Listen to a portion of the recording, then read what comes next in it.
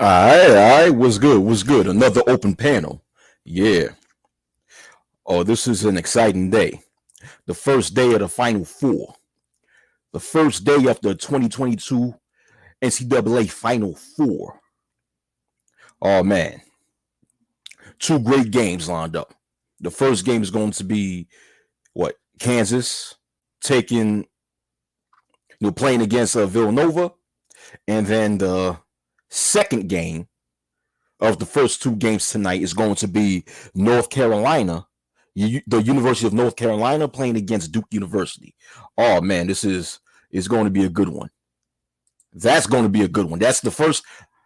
This is the first time in NCAA Division One men's basketball history where the University of North Carolina and Duke University play against each other in a Final Four. That's just going to be hot, yo. Anyhow, what's going on with y'all? This is another open panel. So we're going to sit there and say what on our minds. Yeah, man. So before I move on, I'm going to wait for some more people to come in.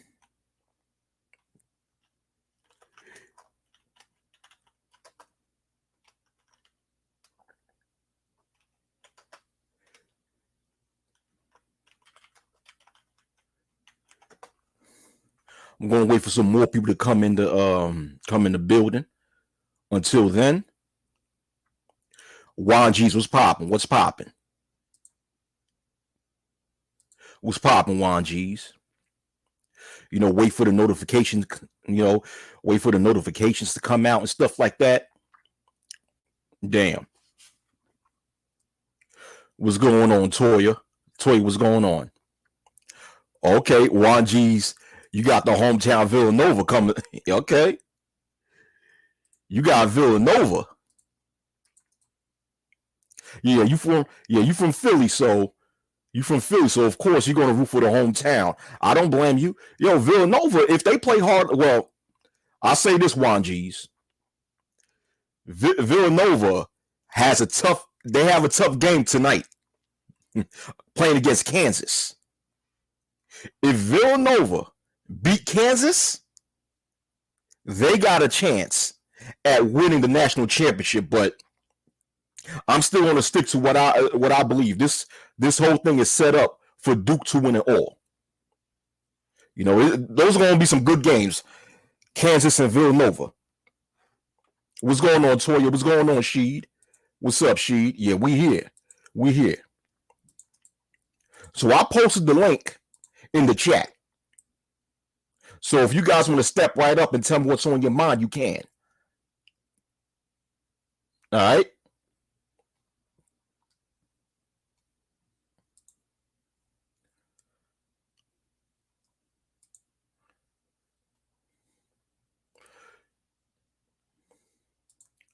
So before I move on, hold on for a minute. Let me see. I'm thinking of a tune to put up before we move on. Okay, yeah. Hold on for a minute.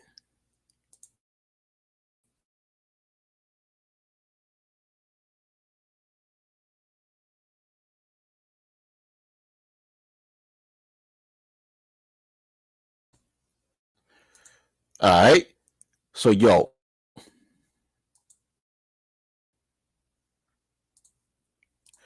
I'll be right back. All right. Y'all gonna love this one.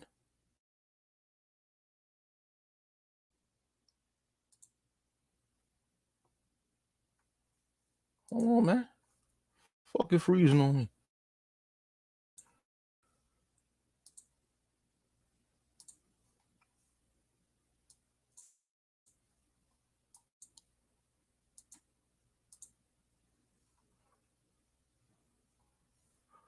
What up, Sexy Red? What up? What the fuck?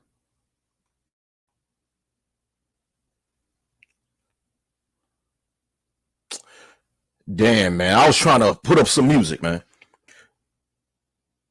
God damn. My bad about that, people.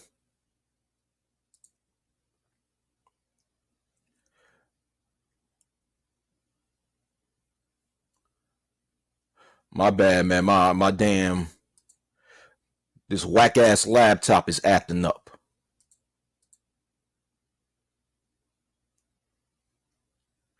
Yeah, yeah. They be very disrespectful, man. They be very disrespectful. Yo, this laptop is no good, man. I got ripped the fuck off with this laptop. I purchased this laptop like 2 years ago for like $400, man. And already I'm having issues with this fucking laptop. Man.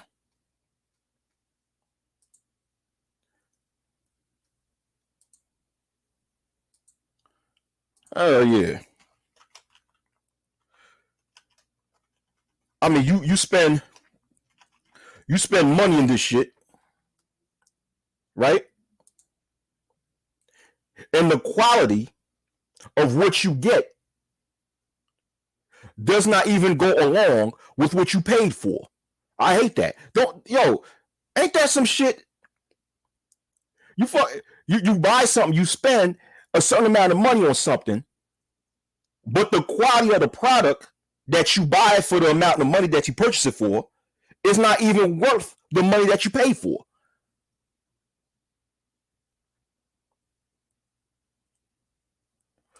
Oh, you've had it for 5 years. See, you had your shit longer than I have mine. Yeah. See, I got me another computer. I got me my desktop. I got a desktop, right? A powerful ass desktop that I use most of the time. But the thing is, with my microphone, like my microphone, I could only connect to my laptop. I can't connect my mic to my damn desktop. My desk. Oh.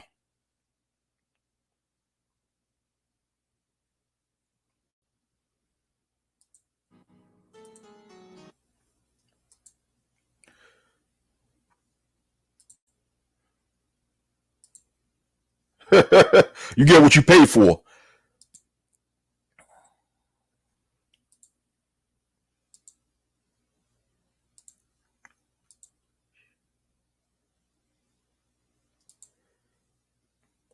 Yeah, I got a gaming desktop.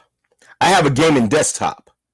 But my laptop, what I'm using right now, this is not a gaming laptop.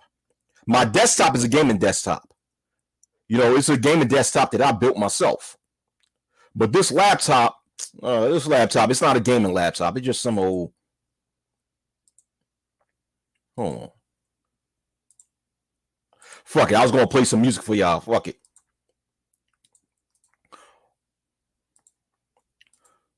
Oh, y'all not hopping on the panel? Y'all ain't hopping on the panel?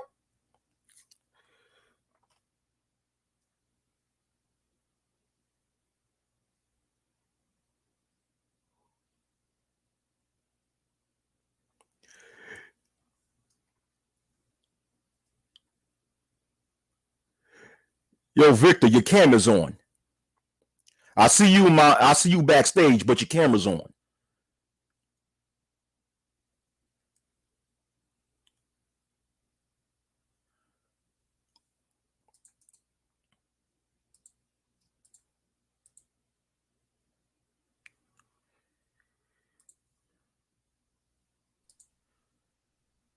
Hello?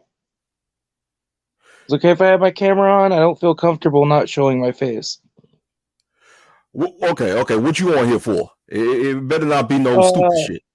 Blackout sent me, or Burnout, yeah. Who the hell's Burnout?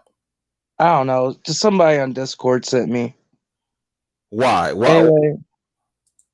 Oh, hell no, man. Get the fuck out of here, man. Nah, man. Don't come out here with no bullshit.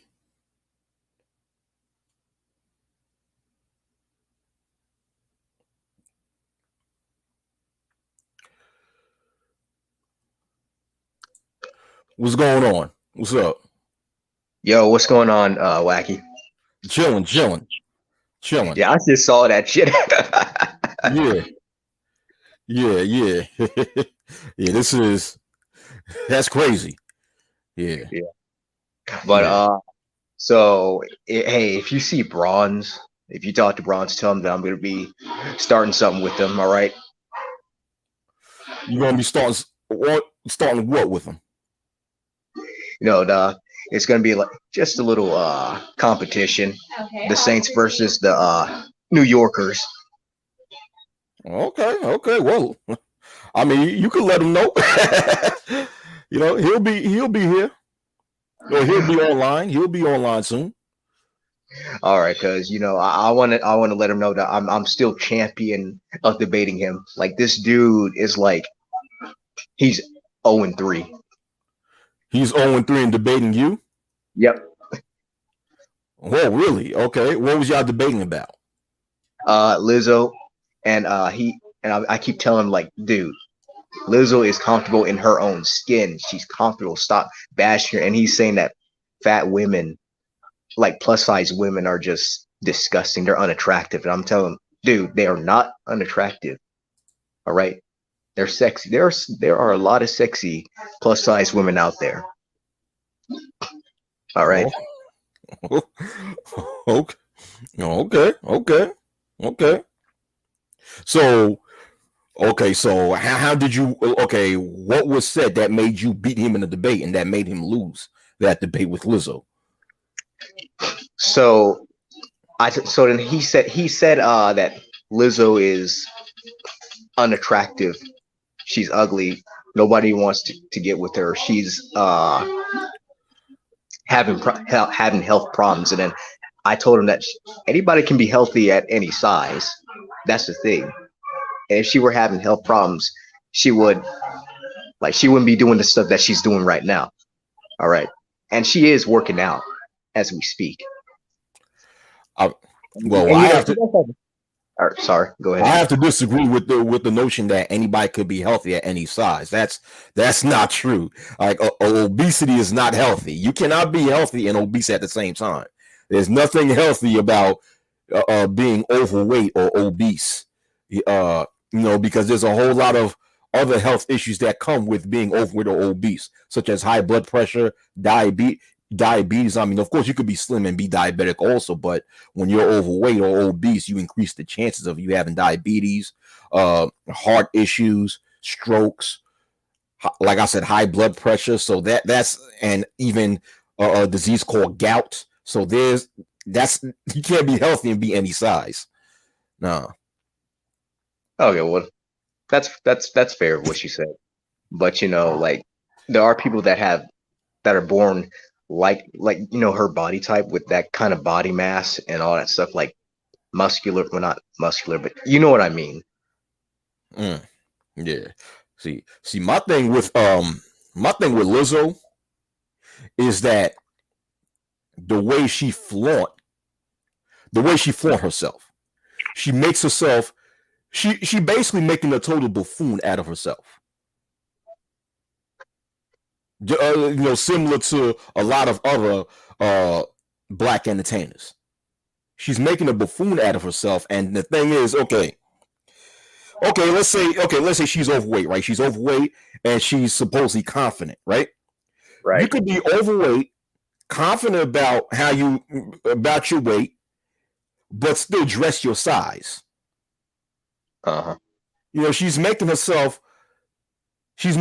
buffoon out of herself where she's sitting there dressing, all half naked and shaking her behind and doing Dude, all the stupid you know the stuff. behind is awesome. Who? What? Now you know that behind always gets me. Well, not it gets you. It doesn't get me. It doesn't get me. She's actually talented. She has a great voice. So her singing is not the problem. But how she flaunts herself, how she carries herself, to me, that it just is just giving more credence to the stereotype that society makes about so-called black females. That's my thing with her, you know. And she's not an ugly person, but her weight, if her weight goes down, she'd be more attractive in my eyes. But I don't know. But y'all was debating about Lizzo. Okay, what else was y'all debating about that makes Brownsbird's that made Brownsburg 0-3 in debating with you? That was pretty much it, just that. But moving on, is it okay if we discuss the whatchamacallit, the Jada Pinkins and Will Smith scenario? You mean the stage incident? Yeah. The stage incident that have social media in an uproar. Go ahead.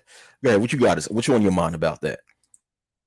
So from what I've been looking, like there was some people that were actually defending Will Smith on what he did on defending Jada, right? But the thing about it is that look, Chris Rock gets paid to he's a comedian. Comedians do this kind of stuff. Like they get paid to do this kind of stuff. And that's their job. So like if you sit in front of in the front row seat, a comedian can actually they have the right to actually roast you. That's what they're supposed to do. And people are saying they shouldn't be judging Jada Pinkins on her head because she has a sickness. Well, that's not really a sickness. And besides, he most definitely he probably didn't even know that Jada Pinkins didn't have had a sickness. He probably didn't know. So, but like, look, what Will Smith did was just totally unprofessional. All right, because you're at an Oscar, and you gotta have more class in that. All right, because like before this incident happened, I was listening to Summertime, like his songs and all that stuff before this happened. Now I'm just questioning whether I should listen to his songs after that or not. But Jada Pinkins, like, she's a narcissist and she's got Will all fucked up. Because the dude's going through problems, like with all the stuff she's been doing, against him and all that. That's what's got him messed up. Yeah, and like he should have. Or excuse me, go. Oh no, go ahead. I'll give you 30 more seconds. Go ahead. Damn, I forgot what I was about to say. Oh well. I said what I had to say in my video yesterday about the whole situation. I don't believe it's real. I believe all that stuff is staged. What I'm waiting for when it comes to something like that, when it comes to this situation, is what's going to happen next. What is Will and or Jada Pinkett Smith is going to sell next? Because a lot of these celebs, when they do these types of things, it's usually staged to get the world to speak about them. Then afterwards, they come out selling the product. But you have people who are split when it comes to this situation. Some people are saying that Will Smith did the right thing. Others are saying that Will Smith did the wrong thing. He was being a simp. But my thing is this: assuming that this situation was actually real, right? That how many bald males do people poke fun of? You got okay. I see plenty of memes on social media about Kevin Durant and about LeBron James. LeBron James, of course, he's obviously going bald, right? He have grown bald for the past few years. And there's so many memes poking fun of his bald head. But as soon as a female poke fun of for being bald, it's like, oh, you shouldn't say that. People shouldn't say that. It's not right. Will Smith did the right thing to go on stage uninvited, supposedly, and hit Chris Rock over that. But it goes to show you how society thinks when it comes, even though I believe this shit is staged, but based on how society's responding to this situation, it goes to show you how people think that a male's role or a husband's role should be unconditional, while a female role should be conditional. Because a lot of people are taking this as the husband protecting his wife. A husband knows how to protect his wife. A husband knows how to protect his wife. But then it's funny because when people speak about the wife fulfilling her feminine role and being submissive and submitting to her husband, now it's an issue. Now it's an issue. So no one has an issue with the husband supposedly, quote unquote, fulfilling his role, being the protector of the household. But then when we speak about the wife fulfilling her role, being submissive to her husband, now it's an issue. So that's what I saw when it comes to the reaction of the people when it comes to this stage shit. But what you got to say about that? Well, if you think this is staged, I think you might be right, because if this was real, then Chris Rock, the way how Chris Rock took that slap, like it almost seems that it didn't bother him, and that like it was planned, you know. But if it were real, then like Chris Rock would just be punching him and all that stuff. Like it would just be back and forth, like left and right and all that. But I think you might be right. Yeah. I don't know. Listen, Chris Rock is from Brooklyn. He's from Bed-Stuy. And during his time, they called it Bed-Stuy do or die. Listen, he came from an environment where somebody hits you, you hit him the fuck back. Trust me, if this was real, Chris Rock would have been swinging. All this shit was staged, in my opinion. And I said this in my video yesterday about this topic. I said, the way Will Smith just walked right on stage, uninvited supposedly, with absolutely no security stopping him, where was the security stopping him? As you were saying, if you and I was at an award show, it could be any award show, big or small, and we were sitting in the audience and we just walked on stage uninvited, you think we would make it on stage? Nope. We're going to be tackled by security, arrested, sent to jail, okay, and probably be banned from that venue. All right? Yeah, that's a good point. That's a good point. Yeah. No security. There's no security guards that tried to stop Will. You know, and Will did it. After Will did it, he didn't get arrested. He didn't go to jail. Nothing happened except for rumors that the people that ran the Oscars, I think the Screen Actors Guild, I think they run the Oscars, or whichever group run the Oscars or run the Academy Awards, they was speaking about removing, taking his award back from him, for what he did. That's it. No arrest, no bans, no nothing. Yeah, bro. This shit was staged. Go ahead. It's staged. It's staged. Yeah, it's staged. Based on what you said, like that's pretty evident that this is, like staged. Exactly. Oh, exactly. and you got one YouTuber that's saying everybody's bullying Will Smith. How?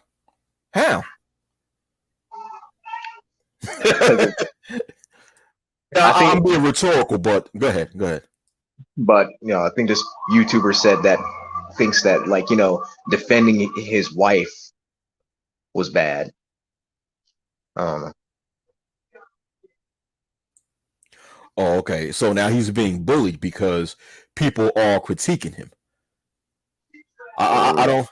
Yeah, a lot of people on here they view criticism as a form of bullying or as a form of being rude or something. I don't get it with a lot of people in the society. They can't handle constructive criticism. Therefore, when you criticize them, they want to play the victim role. I don't get that. And another thing, like with comedy just isn't funny anymore because people are too overly sensitive with shit. Like, we're all adults. I mean, we should take a joke. And if you decide to sit in the front row, like by the stage, expect to get roasted. Like what do you expect? You want people to just go easy on you? I mean, these are comedians. They get paid to do this. That's the point in being a comedian, to roast people. And jokes, like, even though jokes are dark, that's what makes them funny.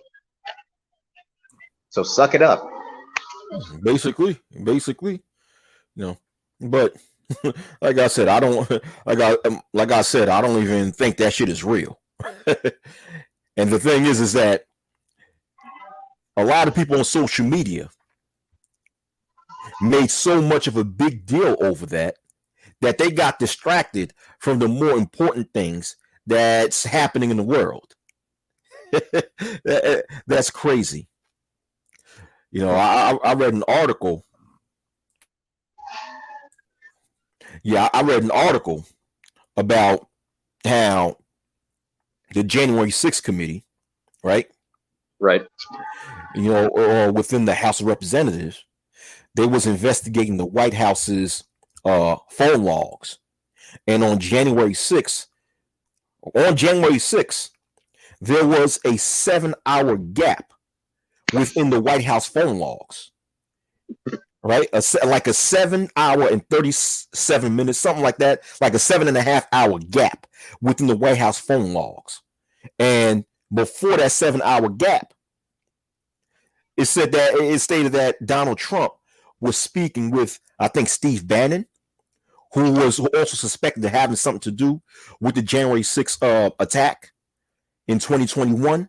So it's like, wow. So it brings a bigger suspicion of Donald Trump being involved, possibly being involved in the January 6th attack, being that there's such a long gap within the phone logs of the White House. So now you have investigators suspecting that maybe Donald Trump and people around him were utilizing burner phones. So the investigation within January 6th is getting deeper and deeper and deeper, as far as the committee looking to see if there's any prominent politicians that was involved in the attack. So while all this is going on, you got people in the space worried about Jada Pinkett Smith and Will Smith and Chris Rock and the slap in the Oscar awards. I'm like, I don't give a shit about that. The first time I looked at it, I knew that shit was fixed and it was staged. Yeah, but if that was real and Will Smith, slapped him like that, man, I would have said Will Smith is weak as hell, man. That was weak. It was, and it looked like a fake smack too. Yeah.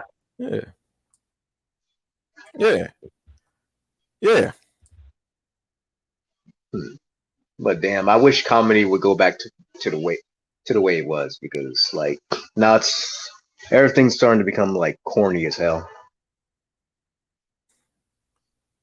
Well, it's a lack of substance. That's what happened. It's a lack of substance. A lot of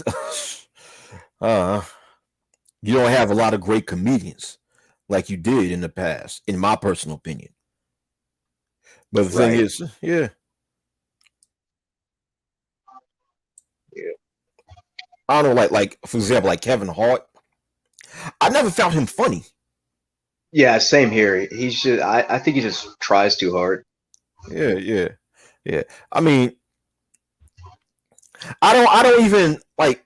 I don't hate the guy. I mean, but I never found him funny. I watched a few of his stand-ups, and I never found him funny. The only thing that he did that I found funny was when he did The Real Husbands of Hollywood on BET. That show I kind of liked. I don't know if it's still on. I don't know if it's still on air, but that was the only thing he did that made me laugh. But any type of stand-up comedy he did or any movie he did, it didn't really make me laugh. I don't know. I just don't find him funny. Right, but me, I'm kind of like, when I talk, I don't even try to be funny, but I'm still funny. So I try not to be. Like in real life, I literally try not to be, especially when I'm pissed off. Like I'm extremely funny, and I don't know. Okay, okay, yeah, but yeah, but let me see. Yeah, but I love like guys like Paul Mooney. Man, rest in peace to him. That guy was one hell of a funny dude. Of course, the legend Richard Pryor and Chris Rock. Chris Rock always had some good stand-ups. Another. Oh, that's your cat. Okay. Another comedian that's great when it comes to doing stand up is Cedric the Entertainer. When he does stand up, he's funny as hell. It's just that a lot of his movies, I just never liked a lot of his movies. I was never a fan of a lot of his movies, man. Except for Barbershop. Barbershop was cool. Oh yeah, I remember Barbershop. Yeah, that's it. But there's a lot of other movies that he made I was not really too big of a fan of. But his stand-ups was good. His stand-ups was good. I mean, when it comes to, I don't know if you ever saw Kings of Comedy. It came out like 20 years ago. The Kings of Comedy. No. Yeah, you're probably too young to know about that. Yeah, it came out like in 2000. It had Cedric the Entertainer, Steve Harvey, Bernie Mac, and D.L. Hughley. Yeah, in that it was like a stand-up. It came out in movie theaters and everything. And I felt that Cedric the Entertainer was the funniest one. A lot of people like Bernie Mac. Well, he was funny, but in that whole stand-up, it was, in my personal opinion, it was Cedric the Entertainer that was the funniest one. You know. Yeah. Hey, so I was in LA. I found LA to be boring as hell. Oh, really? Yeah. Why is that? Look, just because it looks exotic and all that stuff, you got the cars, you got SoFi Stadium, USC, and all that crap, Lamborghinis, whatever. Look, just boring. It's not like Louisiana. Like it just doesn't feel like home. Like to me, it's like I know it's a different environment, but it's just not. It just doesn't feel as though I'm free. Well, if no, you don't even know what I'm saying, but like if you were me, you'd know what I'm saying. Because like over in Louisiana, it's like because I got family in Louisiana and especially in LA, I do. But like Louisiana, it's more better because like the tradition that I'm used to, like being in the South and all that, like the crackling, the like crackling the Creole stuff like that you do. LA just does not have that. But one thing I will say, like the training, they do have that kind of stuff. Like it's the same as like when you go to Louisiana to train for stuff like for sports and all that, it's the same. But other than that, it's just boring.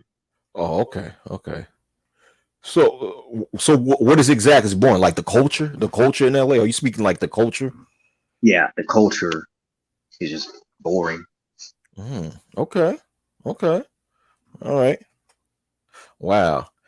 Yeah. See, I've never been out west, so I've never been to California, so therefore I have absolutely no idea how it is. So, yeah. But I've heard that and no disrespect to all my listeners from California listening, but California does have, or people from California do have a reputation of being very flaky. That's what a lot of people from outside who are not from California and visit California, they feel that a lot of the people within, especially Southern California, are very flaky individuals. That's what people have told me. Like I said, I don't know. I've never been there. I never talked to anybody in California except for my family. That's it. Everybody else, I found them to be irrelevant. But I already knew. So I already knew like that, if you go out to the West Coast, like they're gonna be narcissistic and all that. They just don't care. That's how the world is. People don't care. You gotta suck it up. Okay. Azure. What? Let's go. Were you listening, Bird? No, I just randomly see him live and I just decided to jump in. I don't know what happened. Okay. Peace to all. Peace. All I know it's random to me, but Wacky, good looks for yesterday, bro. I didn't even notice. You was trying to assemble down the freak show that happened yesterday.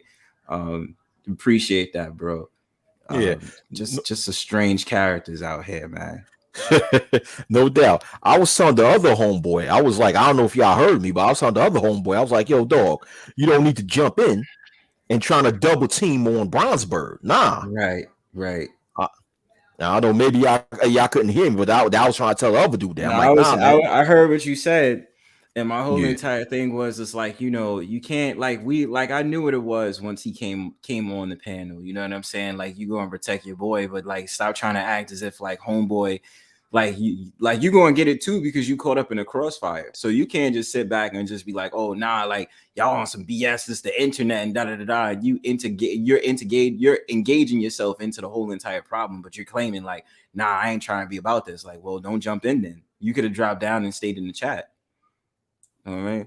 What's going on now? Regular, I call it regular old nigga shit. I try my best not to get involved in that, but it's just kind of like setting the record straight for like dudes that just be off the rocker, being disrespectful. Like, you know what I'm saying? Like, it's weird, man. Right. I'm just in the whole entire space. You know how chill I am, and it's not like I'm Right. I'm not angry from it at all. I just think it's like, a lot of people be ego tripping on here. And you know Please what I mean? don't tell me it's one of those people that are like trying to protect other people on the internet. Please Not don't. trying to protect, but he's going base hard for the so-called manosphere, like just going hard for it. Like, y'all ain't real ones. Y'all ain't real ones. What? Do I know this person? Nah, I don't think you do. Like, okay. Like Bronzeberg. Like, I don't have an issue against Homeboy, but how he was acting, there was no need for that. It wasn't. Because it all started due to me responding to something that Sexy Red said on the comment section. Mm-hmm. And then that's when he started going off and then talking about Sexy Red and stuff like that. Now, I don't know how the hell Ncaa and you got involved, because after I got off the first time, I ended up, I had to step out and do some things, man. You know what I'm saying? So I was away from my computer, and then shortly afterwards I came back. Here's Ncaa and you arguing with the dude, man. I don't know what the hell happened. So what happened? So what happened was that this, first of all, it stemmed from the whole pastor had a stream called that was what was it about? I swear it was about some I don't remember the name of it, but it was very recent, like maybe like 2 weeks old now. And so what happened was we were talking about the Jussie Smollett case.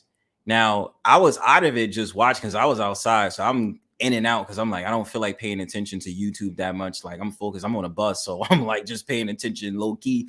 But I see Auntie and him arguing, and I'm just like, what the hell is going on? And so it revolved around the whole entire Jussie Smollett situation. And I was just like, okay, well, I'm hearing and da da da. He's like, oh, I documented the case. I was sitting up there seeing what was going on and da da da da da. And so I got into the whole entire LGBTQ conversation and this, that, and third, how LGBTQ affiliated so-called black men, they get more protection than the regular old straight so-called black men. That's what I gathered from that argument when they was arguing. But, he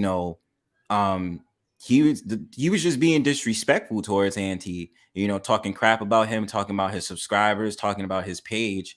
And so when I had got on, I wasn't going to get on because I just was like, it's a lot of emotions. It's a lot of like, with him, it's cool. It's cool on being passionate, but at the same time, like, you don't need to yell at someone and insult someone to get your point across. If you disagree with something, you disagree with it. That's okay. But I went on there humble and respectful.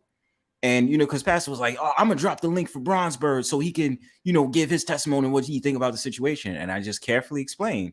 I said, look, this whole entire story does not add up. You know what I mean? Like, it doesn't make any sense. We seen the footage. We seen the evidence. And the thing about it is, like, who the hell is going to be trying to hunt for you in 2-degree weather during a polar vortex? That doesn't make any sense. So I said, yeah, I think it's false. It's a fallacy. It's not a real story. I think he lied. So that's when he went off on me. He called me a wolf pussy. And then, you know, he just started being disrespectful and out of line. And so I was joking with him then. Like I was just joking, just kind of just trying to make fun of the situation. And then that's how we stopped becoming cool.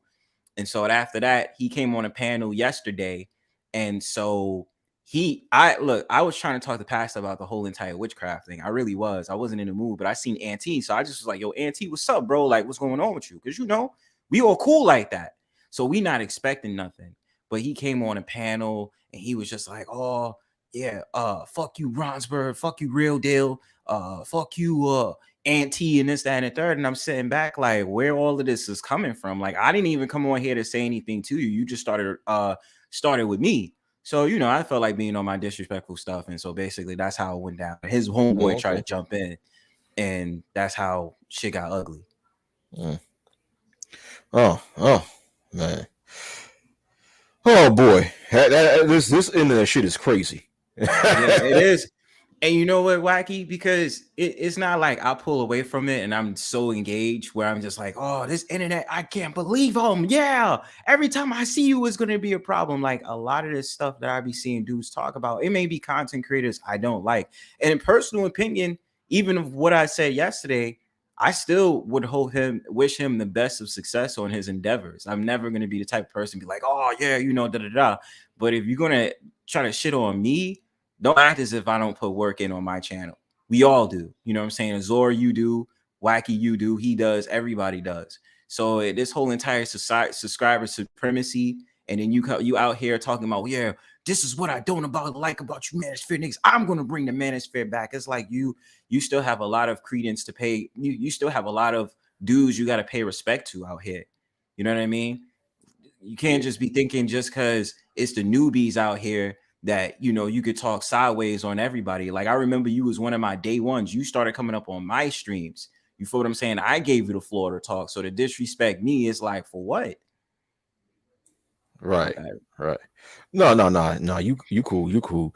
It's like, yeah, I just don't get the notion. And once again, it's no disrespect against Homeboy, because I don't have a problem against Homeboy. Right. But I'm gonna stick to my opinion. You know what I'm saying? I'm gonna stand on what I say. But in general, I don't get where people try to poke fun of other people's channels and started speaking about this subscriber supremacy stuff. I'm like, huh? It's like, to me, it's just the internet.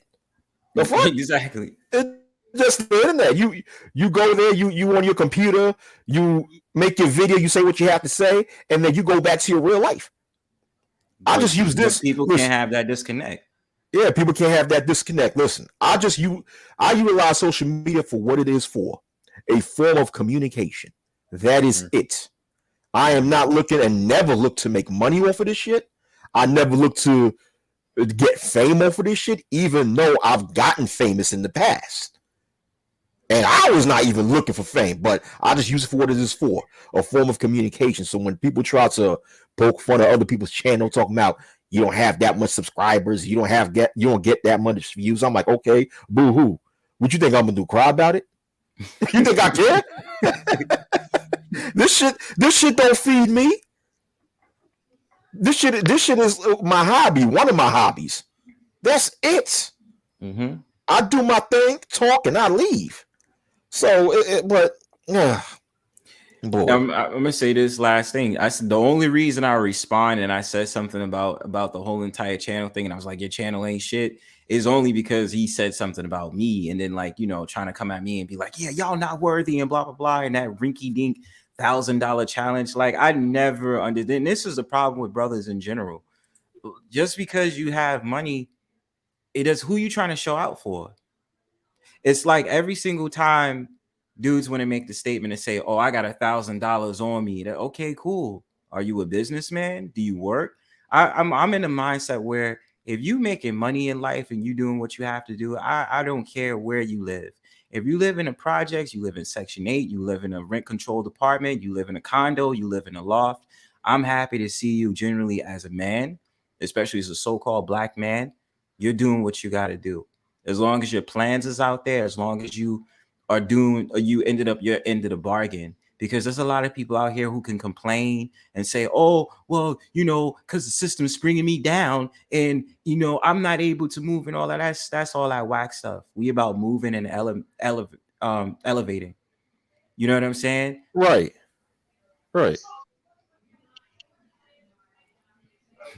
Oh, by the way, Yeah, go ahead. yo, I just brought me a GoPro Hero 8.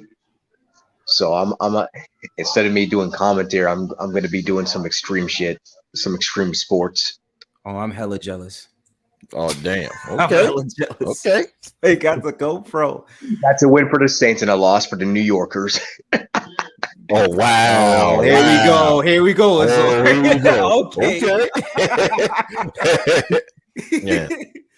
Man, but like yeah, that whole okay. And I told Brownsburg in response to what you said about the whole $1,000 challenge. I told homeboy, I said, listen, man, showing off money on YouTube, right, on social media, all you just doing is that you're potentially putting yourself in a place where you could get robbed. Mm-hmm. Because you put your face out there, someone recognize your face about, oh, he's showing off that cash. Okay, I got him. That's the way I look at it. That's where Bronze, because we from New York. You know how New York dudes get down. Yeah, we grimy out here, man. Yeah, That's not grimy. a joke, and especially because we have social media and all that other stuff. Like dudes can really dox your information, plug in who you are, and find out who you are behind your name, and be like, and especially if you said what city you live in. And all that other stuff, they can match your face with where you live, find your IP address, and go ahead, you can get robbed. And the thing about it is, I advise a lot of these brothers, even him, don't do stuff like that, man. Like, a lot of people that have, a lot of people like me camming up and stuff like that. I'm putting myself out there. You know what I mean? Because if I was to go up and do that stupid nonsense, and I sat there and said, "Let me cam up for this dude, this random guy on a stream, and show my face, and then show I have $1,000." Well, who definitely someone can get my information. You know what I'm saying? So my thing about it is, I would advise to him, like, don't do stuff like that. And I mean, anyway, money proves nothing to me. I'm all about principle and what you stand for. And my thing is this. Once again, this is in general because I don't have an issue with homeboy, but like once you're my age and older, once you're like my age, it's like you should have an understanding that you're too old to do certain things. Mm-hmm. It's like I feel that me as a 37-year-old, right? I'm not far from 40. If I go on camera, if I'm in the middle of an argument, and then I cam up and show off how much cash money I have, that's a form of immaturity on my part. It's like, and not only that, but once again, it's no offense against him, but I've seen too many people do that stupid shit. And what I'm saying is that, okay, so you're trying to utilize money to validate who you are. So your resources validate you as a person, not your character.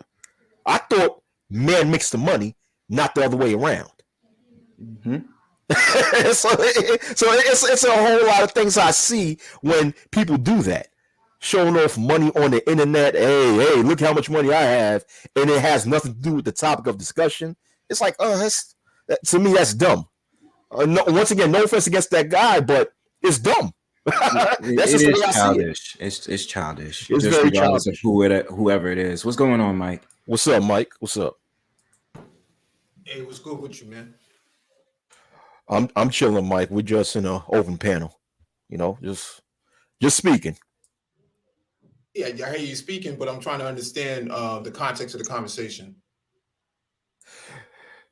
Yeah, well, this happened yesterday where we was all on another person's panel yesterday, and a whole argument ensued between Brownsburg and another person, and it just went left field.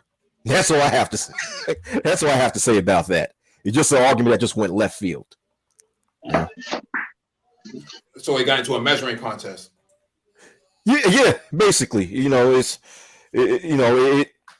I would not say a measuring contest, but It just end up someone showing his money and what have you. Huh. It just went left field. You know, Brownsburger will be able to explain it to you better than I can because I ended up leaving that stream before the argument got worse. But you know, Yeah, Bird Brains can explain it to you. oh yeah, he sure got these jokes. Azor the sinner out here messing with me. God damn. I can't stand you, Azor. Get up out of Yeah, here. that's why I call it the Saints versus the New Yorkers. Oh, please. You would lose in that match. What's going on, Mike? No, I would annihilate you. In your wildest dreams, bro. What's up, Mike? What's going on, Bird? What's going on, Brownsburg? Yeah, I kind of get the gist that, guys are using money as a way of measuring their masculinity and their productivity in the space. I mean, man, we can go back, 2008, 2007. That was never really the case back then, right? And so I think what has happened in recent time with this whole 2.0 thing,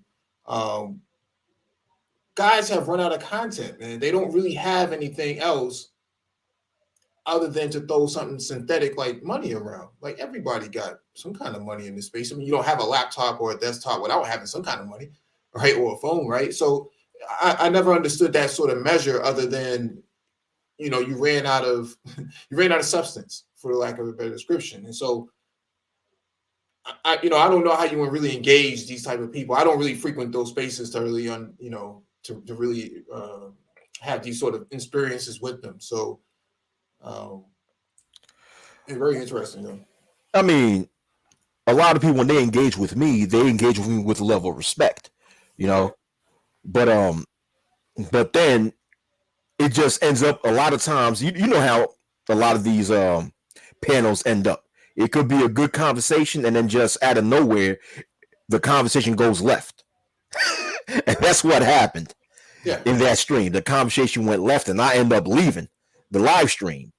But then I went back on my computer, and because my screen was still on that live stream, and I just saw the whole argument ensued. But you're right, Mike. In general, which you see, which did not happen in 1.0, where you see people trying to use money to measure their masculinity, and like you said, it's very dumb. It's very immature. It's like it's like we all, like you said, we all have a certain level of money. We all might not be wealthy, but we all have a certain level of money. But what does that have to do with the actual argument? And I constantly see that. I constantly see people talking about I drive this car. I have this type of house. I'm renting this type of apartment. I have this much money. Okay, my thing is, what does that have to do with the argument? Does that prove that your argument is correct? Does it prove that it's wrong? It's like you try to use resources to validate who you are. But like you said, people run out of content and they run out of substance. When people have little to no substance, we in trouble now. Shaw Willie's in the house. What's up? Hello there. And yes, you are in trouble because I'm 6 figures. So I don't know what you're talking about. Okay. Are you a high value woman? Yes, I am. I'm all right. those things. Everything they claim, that is I. I'll be your strap. Look. Greetings. Y'all 6 figures. I'm 7 figures. Look at my high value hat. My high value dreads hanging out. High value dreads. The high value beard and mustache. Yeah, my thin high value mustache, But it's like, a lot of people run out of substance, run out of content. And that's why I said yesterday that a lot of people in this space should thank Will and Jada for giving them content. Because prior to this Oscar situation that happened, a lot of people was quiet. Right. Bro, I didn't even want to talk about it. I didn't wind up private in my stream because I was so not interested because I know how the loophole goes, right? Because this is, I mean, I don't know anything about 1.0 or this, that, and third. I tell people I came in around 2020, but I always give respect to those that's here. But I mean, at this moment, it just be like, I'm just around. Like, I'm not claiming nothing because it's just the behavior starts to just annoy me because I'm just like, y'all cannot be this invested into something as an internet portal. Like, why? Right. So my thing about it is it's always going to be the same content because they want to be able to call someone a simp, right? In the situation I have with Will Smith, right? Call him Will Simp, right? And then sit up there talk about Jada and all this other stuff. It doesn't change. And so then before that, we already know when it comes to the women that's around and stuff like that. If they out here getting doxxed, and I don't need to say their names, then it's always going to be content on them. I said, dudes are so inconsistent. When I want to give a shout out to the dudes that's talking about tech and we behind the scenes actually chopping it up and stuff like that, like where's the credit for that? Shout outs to Real Deal. The fact of the matter that he sat up there always does something. He always brings blessings into the space, right? Alonzo, and then Toyota Tutor always be spitting some facts. I've been seeing her streams. Pastor is always hitting you with some stuff. I try to take the spiritual route. We all have our position. But the thing about it is like so many of these dudes want to put up a facade, and it's just so disgusting. Judging the fact of the matter, you want the whole entire space to be better so that we don't have to talk about women all day and talk about who's a simp and who's a Pookie and Ray Ray. It's disgusting, man. And that's why I just say I'm here. I'm just around. Right. So I'm gonna give the mic to Shaw Willie comes. So I'll give the mic to Shaw Willie and then Mike and then pass the $40. Go ahead, Shaw. Oh, okay. A lot of times that I'm in the chat room and I hear people say this space, my space, our space, and different things like that, I always would type in the chat room, what is the zip code to the space that you're referring to? But I never got an answer. I never got an answer. I haven't. And, you know, as far as claiming anything, that means nothing. It literally doesn't, because it's all with Google. They allow you to create an account. You need some Wi-Fi or a direct connection. You can talk about anything pretty much until maybe the Google gods find out. They're like, oh, wait a minute, you're talking about the toast oven people? Oh, no, they protect the group. Let me get you.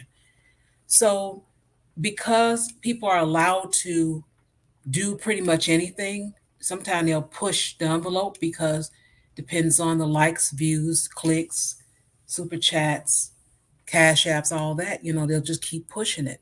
And there's no substance. But a lot of people don't have things to do. They have no place to go.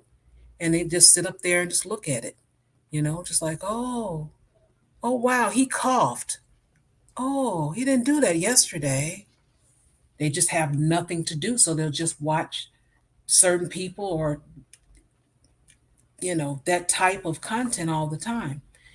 Now, I've noticed that as far as the couple that you all are mentioning, and that's why I was looking in, because I'm like, I cannot, you know, take that anymore. I've seen enough titles and I have not spoken about it because I have no interest. I would ask if any of you guys, have you all met this couple? Have you met them one-on-one? Do you have their email? Do you all talk? Do you go out on vacation together? Anyone? No? Yeah, I didn't think so. So how do we know this couple? How do we know what one person is thinking, their medical condition, their, you know, meaning their psychological condition? How do people know those things to be able to judge and say, this is the reason why he did this, this is the reason why she did that, or she don't deserve this and whatever else? I've seen all kind of titles, and I'm just scratching my head, waiting for someone to say, I met them, I used to babysit the kids, we went to high school together, anything, just anything. You know, Nothing. yeah. And it's like people are too invested in that couple because all I see with that couple is them just doing publicity stunts to get more attention on them. Then afterwards, a product comes out that they're putting out that they're selling. You know, and I'm like, I feel that I'm the only person to say, do you see what I see? Well, so far, you're the only person I've seen to say that, but who even knows that's true? I mean, that is Correct. an excellent guess, but who knows if that's true? You know what? You're correct, Shaw. You're correct, Shaw, because what I'm saying is just a theory. So and it's a just great theory. It is. Yeah, it is a good theory, but I also have to agree that might not be true also. So because I don't know these people. I don't know. So, all right. So, we'll give Mike the mic. Mike has been patiently waiting, and after Mike will be Pastor. Go ahead, Mike. Hey, Mike D. Hey, Shaw Willie, how you doing? Long time no speak. All right, good to talk to you. All right. Yeah, I just wanted to clear up something real quick. I versioned the space only because there was a time when guys like myself and Old Man and a couple other guys, actually probably a dozen or so guys, used to congregate with each other. And I think that some people may not understand what went on back then versus what's going on now. You don't really have a whole lot of these sort of content creators that at least that's what we call them now. We didn't have those sort of content creators back then. You didn't have people doxing each other. Oh man, you used to show your face. I showed my face back then. Quite a few content creators showed their face, but then you can't really do that anymore because the space that we congregate now has been infiltrated by people who will do, any and everything to try to take down a content creator.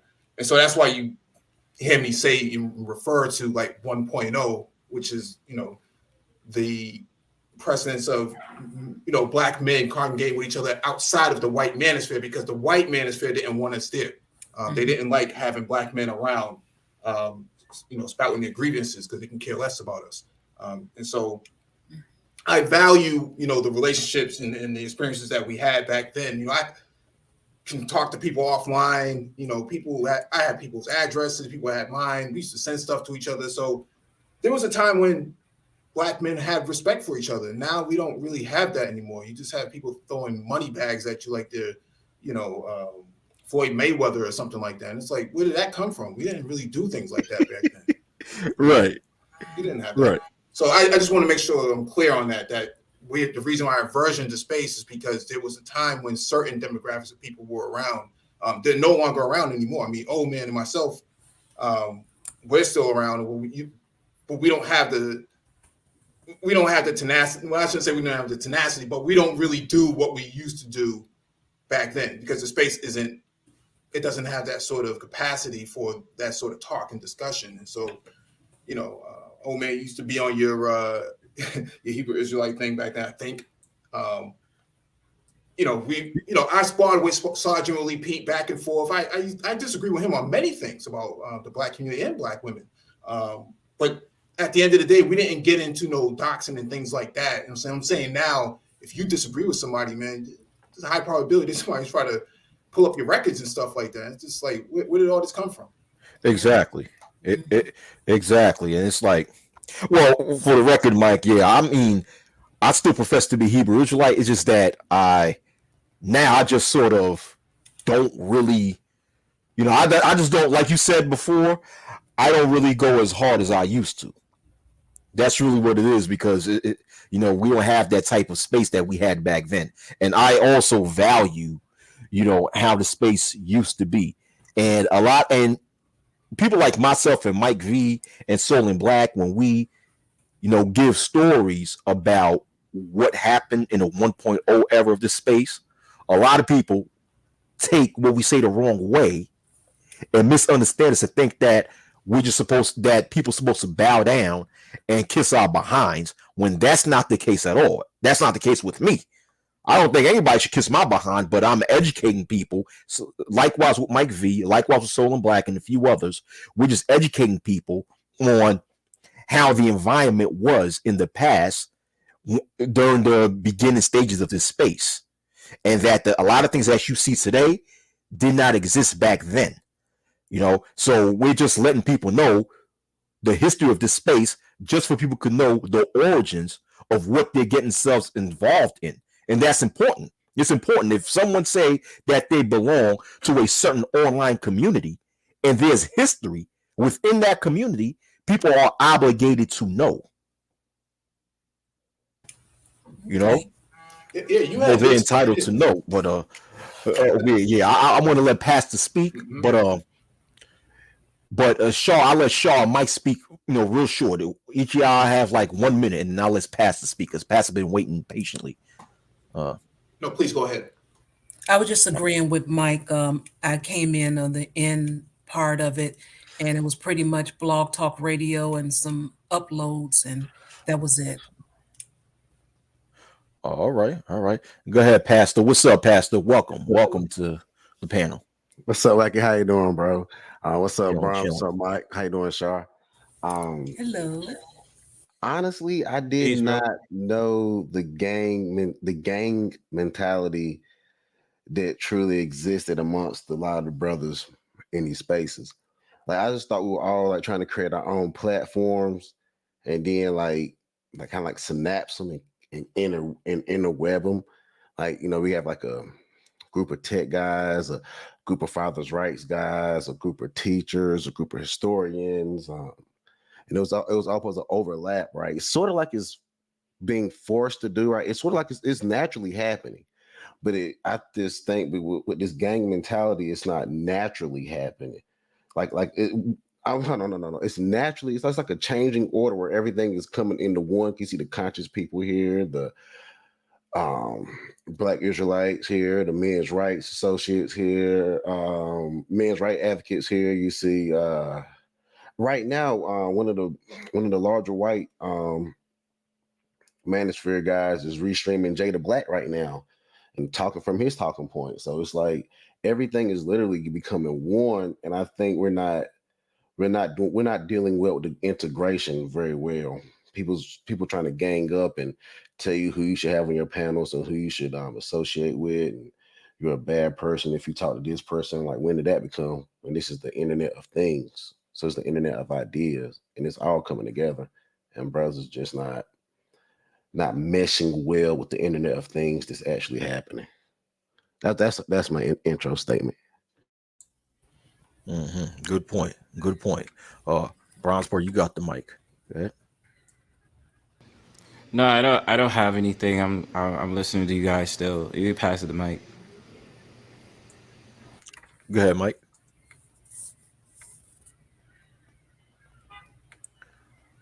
Oh, Mike got nothing to say? I guess Mike is busy. Shaw? Shaw Okay. Willie? Yeah. All right. Let's see here. Well, speaking of what Pastor said, I have noticed that it's been going in that direction, but some of the channels, um, when you support it, I know maybe you want to go to see what's going on. Oh, what they doing over there? Let me see.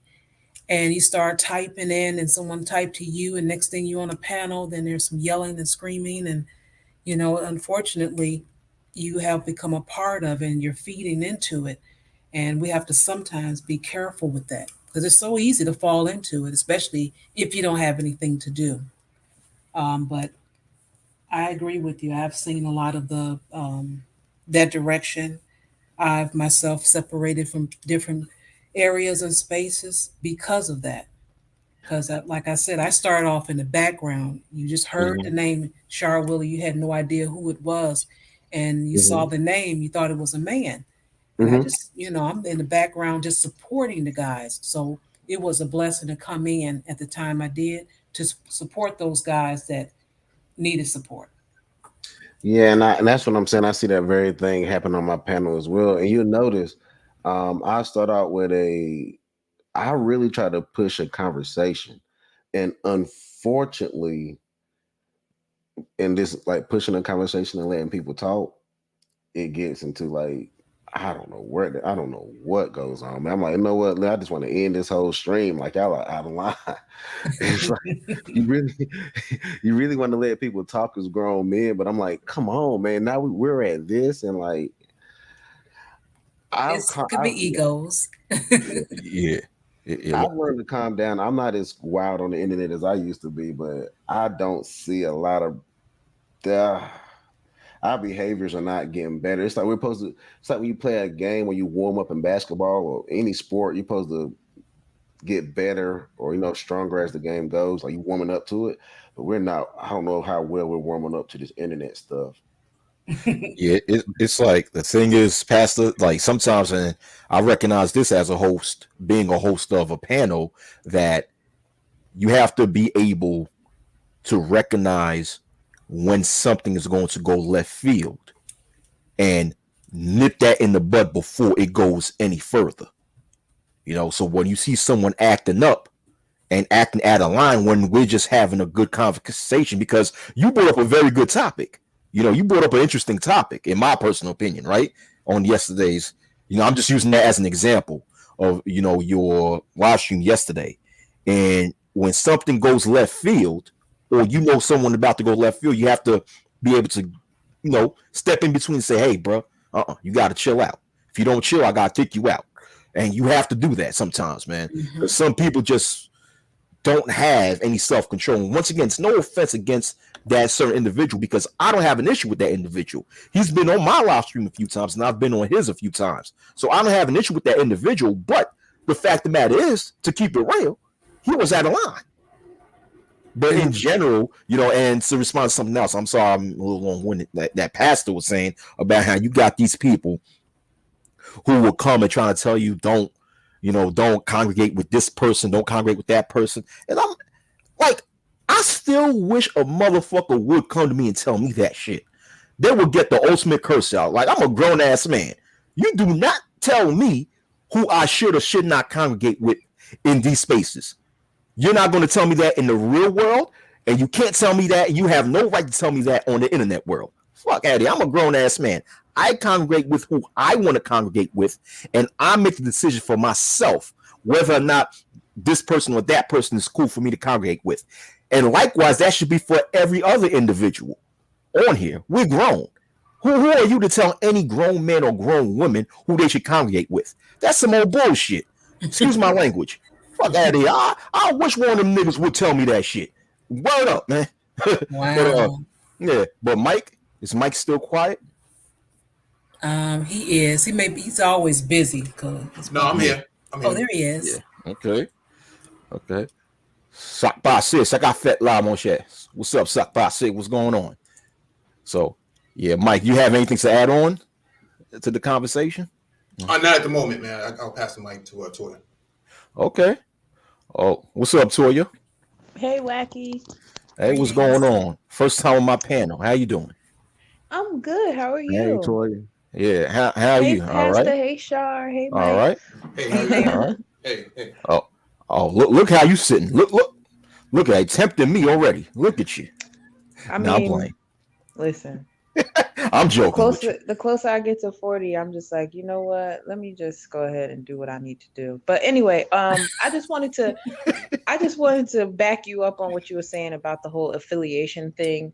Like, I really can't stand it, because I feel like those types of things tend to change with the wind. I'm more of the belief that I can agree with you one day and disagree with you the next, but it doesn't mean that you and I can't be cordial. I don't like how a lot of people I've seen, flip-flop on their stances with how they treat people. And it's like, we're all adults on different parts of our journey. So what I may have thought 10 months ago is probably going to be different today, or it might be different 10 months from now. But I always say this, like, everything is talk outable, but you also have to allow not only yourself, but other people the grace to grow. Because, I mean, we're just not always going to see eye to eye, but there's still value in whatever our perspectives are.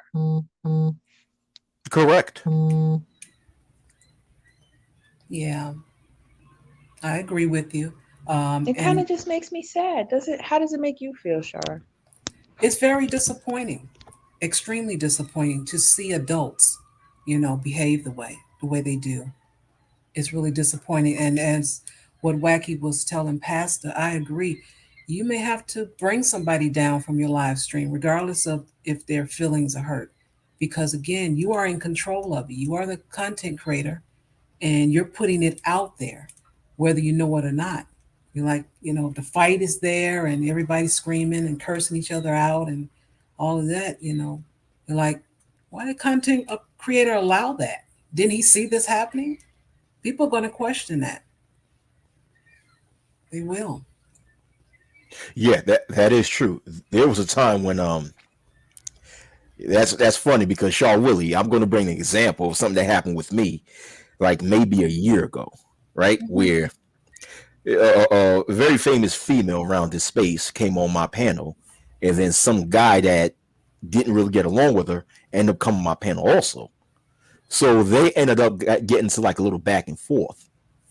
But the way I took it as these two individuals were hashing out their differences, so I was giving them some room to hash things out. But then when they got a little left field, when the back and forth got a little too far, I stepped and I said, you know what, it's over. Both of y'all have to just stop having this conversation, take it elsewhere. Then I had a few people, in the comment section or in the chat asking me how come I allowed this to happen. I'm like, what? But then, I end up understanding. I'm like, okay, I get where this person's coming from, because a lot of times people will perceive, I understand, because at the end of the day, if you are a host of a panel, you have full control as to what happens on your panel.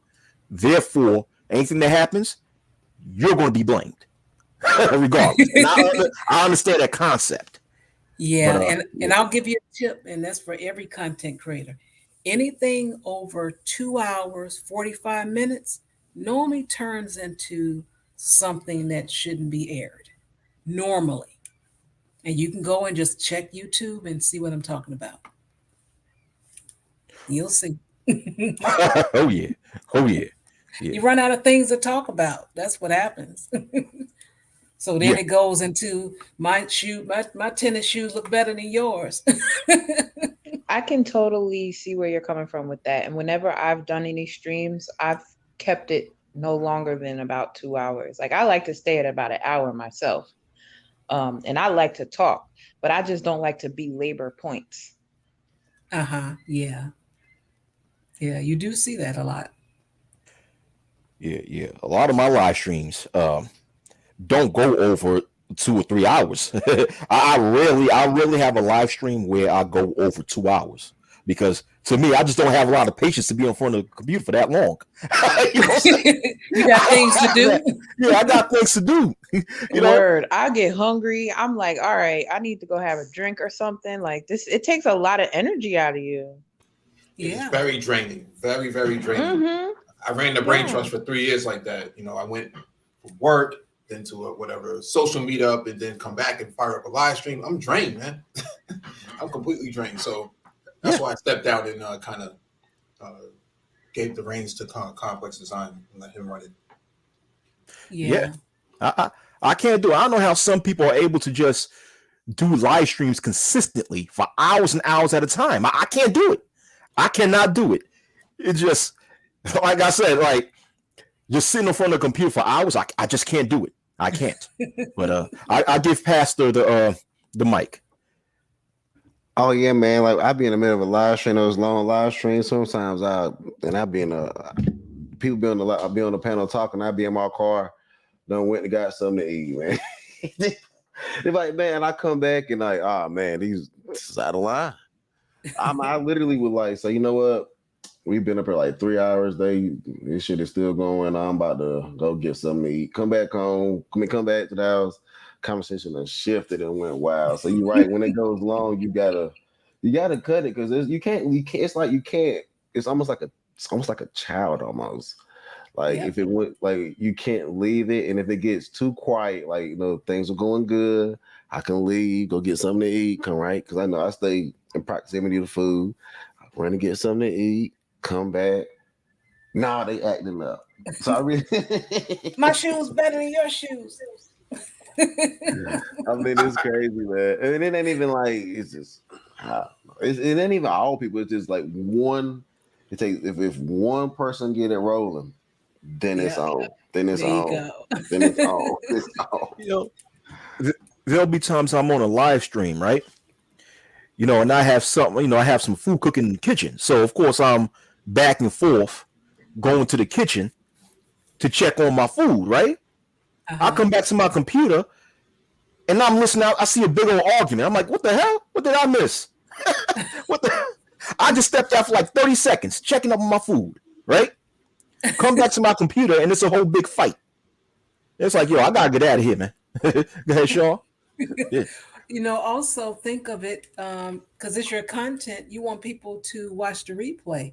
If they weren't available, they're working or whatever, they weren't able to see your live stream. And they may enjoy your content, but people don't have the patience. They're not going to look at anything 3 hours or longer. They're just not going to do it. So, that's another reason to keep it a little bit shorter. And if you need to fire it back up, fire a second one up if you think the conversation is just that good. Right. Right. I think the rule of thumb from at least for me, my experiences has been 30-minute monologue and then an hour long for the rest of the live stream, and then that's it. Got to cut it. Yeah, that sounds good. By yourself, correct?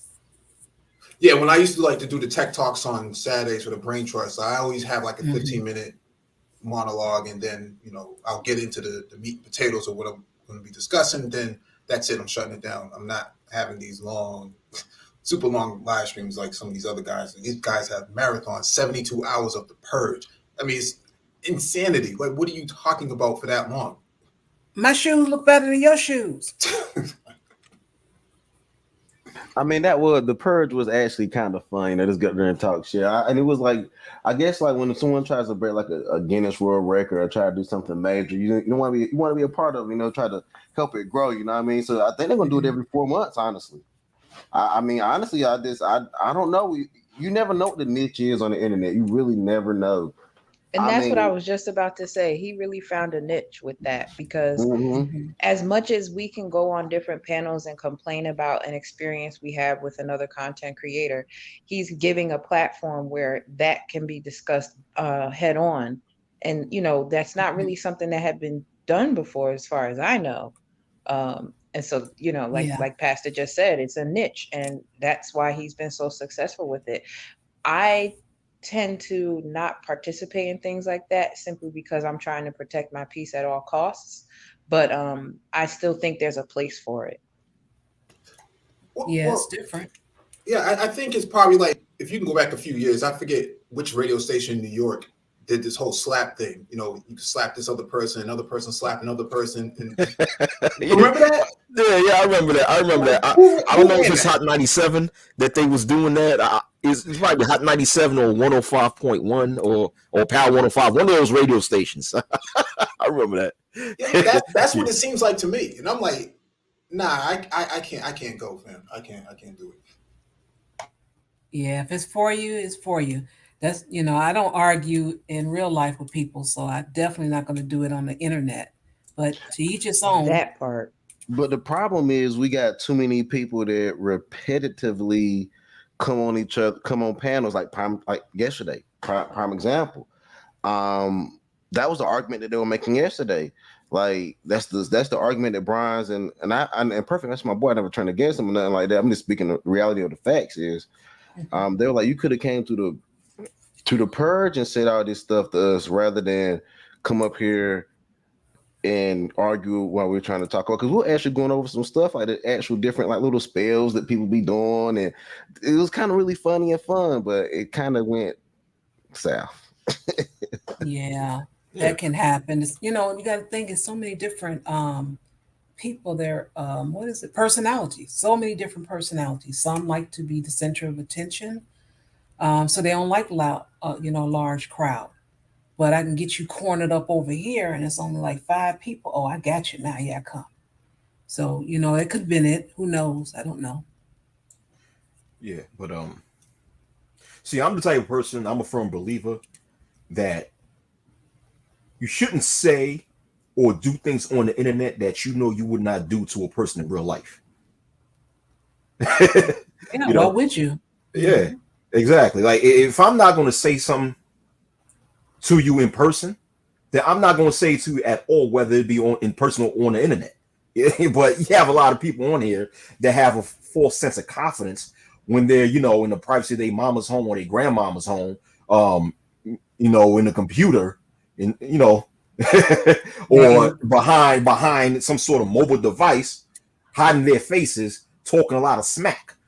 And it's stupid. It's stupid. And one thing that I like or that interests me on here, where you have a lot of people who never met you in real life, but yet they think they know everything about you, and they'll try to tell you about yourself when they've never met you, and try to tell you about what's going on in your personal life.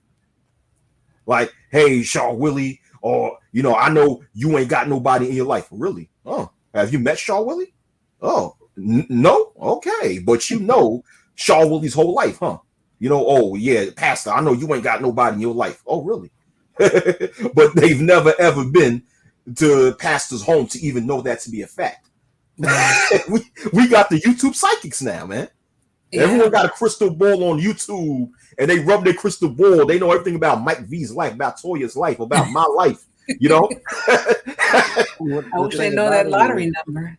The thing about it is, we've been profiling each other way before way before any agency has. So like, that's all we've been doing, is trying to profile each other and trying to figure each other out and say, well, I know this person, but there's a 24 hours in a day, man, and we really don't know. We really don't, and that's just why people be so surprised when people get doxxed and all this other crazy stuff happens, and they find out like all this stuff about a person. I'm like, but why are we even doing this stuff? And this is just, I don't know, man. The internet has gotten out of line, man. This shit's the internet is actually more dangerous than the streets, because in the streets, I feel like you can see your attacker, or there's at least a split second, or you kind of know what you're warning into. signs. There's some kind of warning signs, you're like this.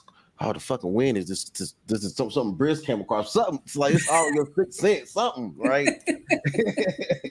But when you have internet beef, you just don't know what the attack will be. You know, it's doxing information that you don't want, bad information, narrative, bad information with a good narrative, people just knowing you live in, sneaking up on you. You just never really know. Yeah, you're right. But Avatar, I tell you, gives you a lot of courage and strength. For real. I think Mike had something to say. Oh no, I'll pass on that. All right, Toya, do you have something to say, Toya? No, I'm just over here listening and agreeing.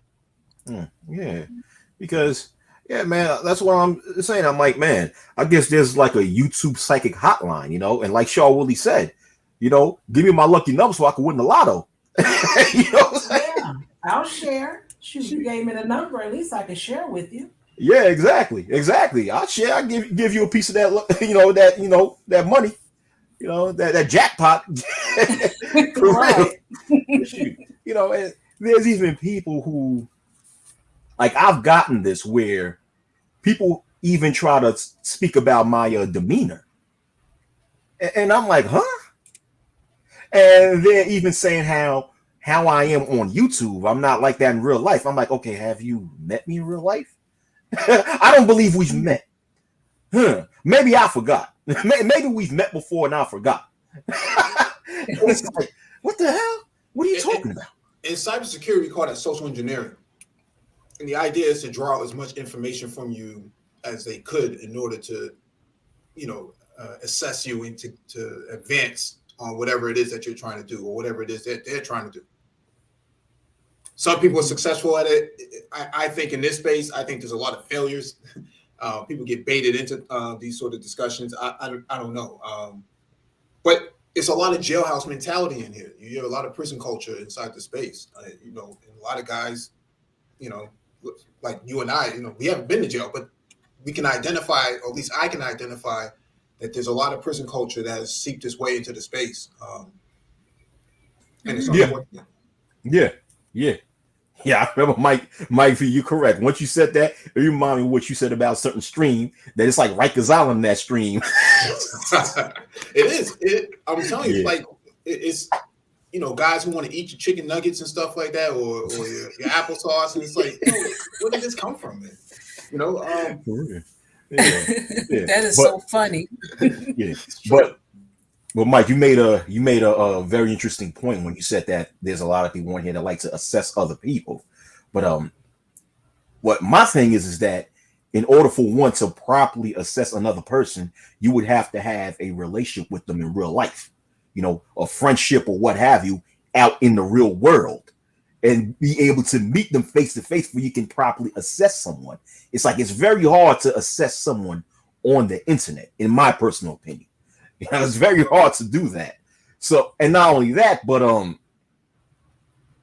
people actually have time to try to assess other people from behind a computer.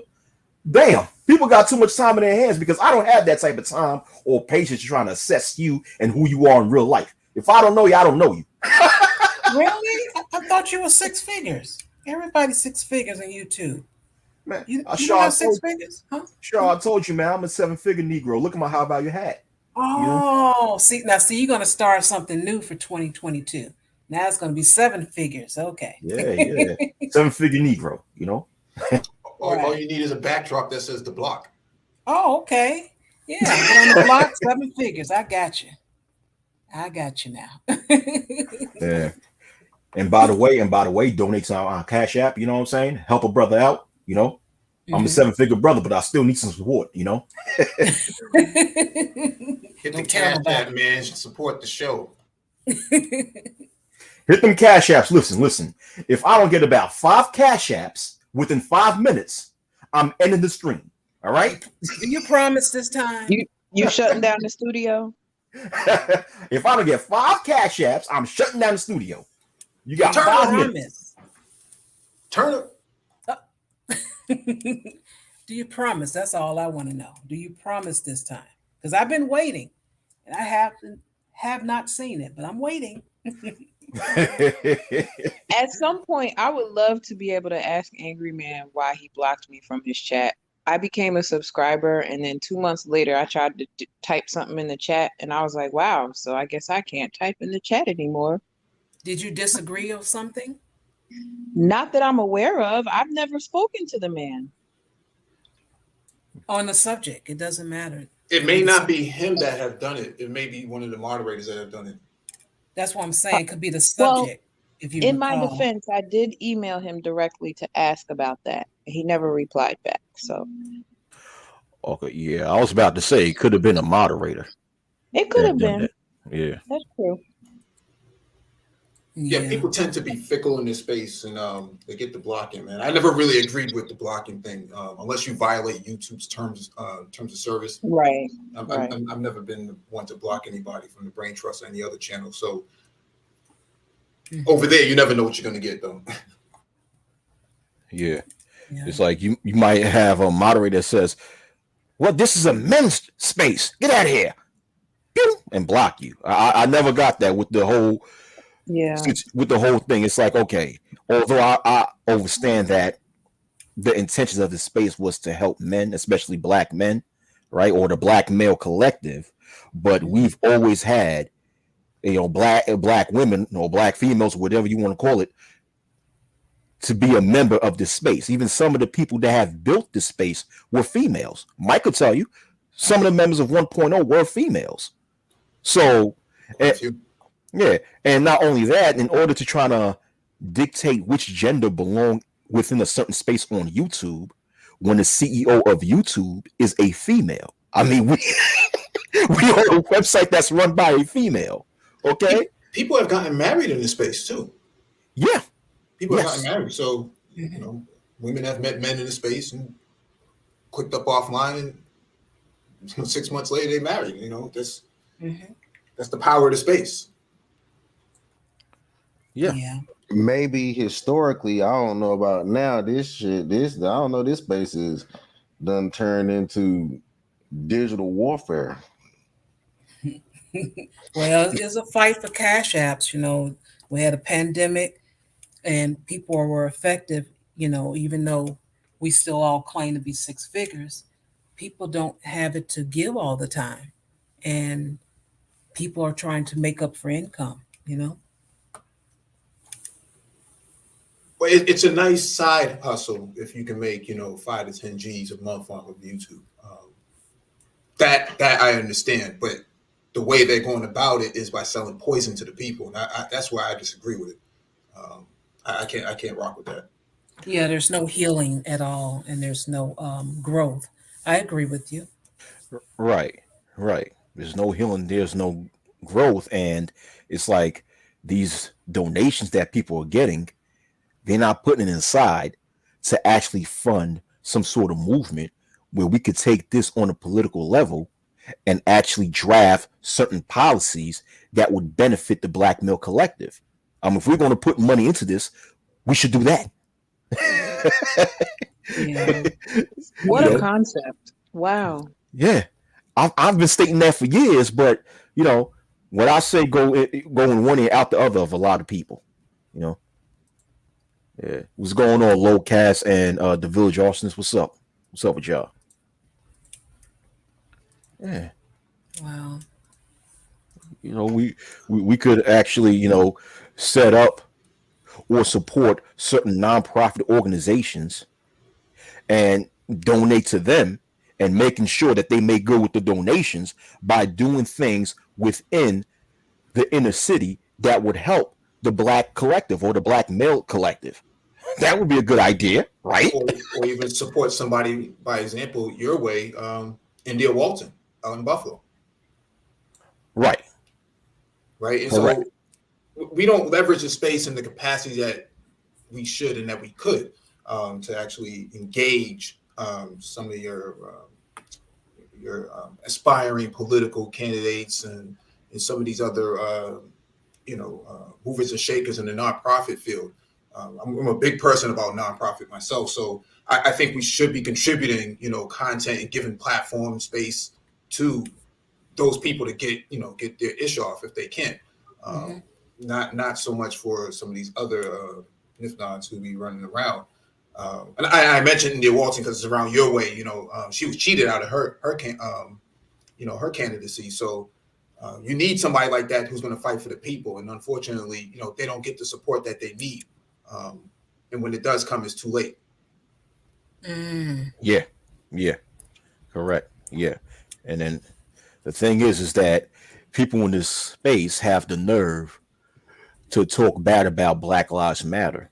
And although I have certain disagreements with BLM, I cannot sit there. I'm in no position to poke fun of them because what BLM have done, we on this side should have done, where they took a movement that started online and it grew to an activist movement out in the real world to the point of the fact that now they're very influential within our communities. Like I said, regardless of what you agree or disagree with the Black Lives Matter, but I don't think people in the manosphere are in a position to poke fun of BLM because they're more organized than we are.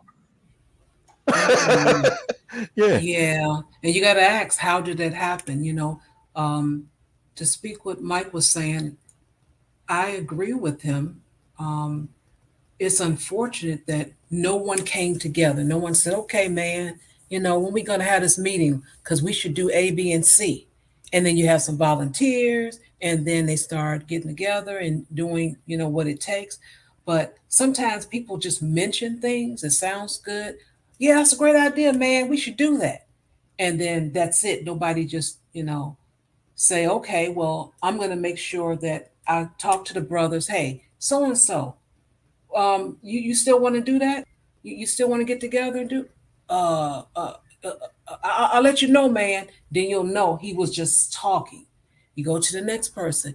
Hey, you want to meet and we can do this and talk about how we're going to get some funds together to help this project? Oh yeah, man, count me in.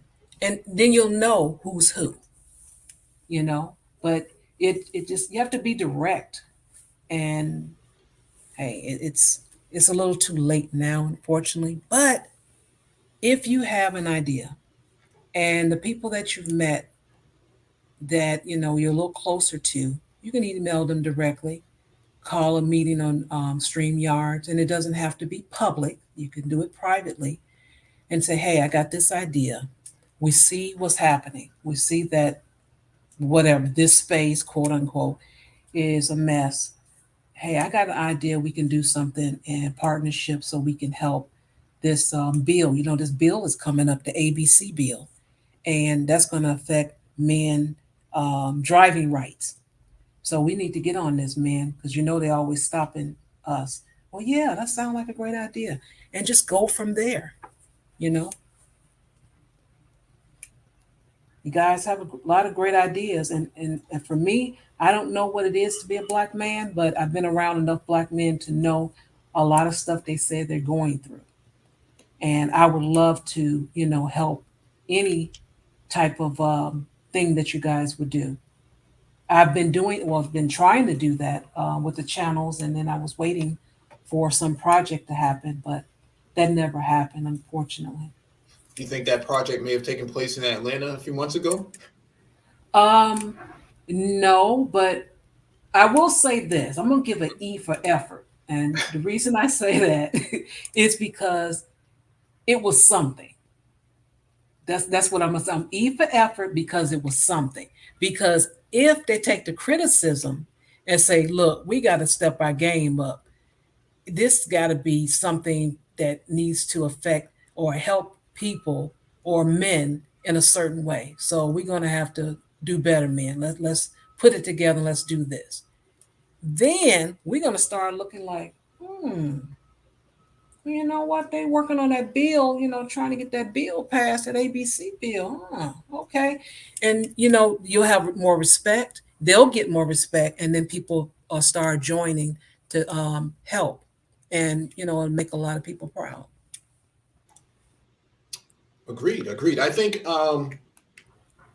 maybe the maybe the Atlanta meetup was not exactly the right maybe in the right place, but not the right demographic of people to host it. And so maybe that's why it didn't go the way people are perpetuating that it did go. In reality, it didn't really go anywhere from what I can gather, because the conversation hasn't changed. It's still about DWs, what they're doing, abortion every week, things that typical people don't really talk about, and things that they don't have any power to control.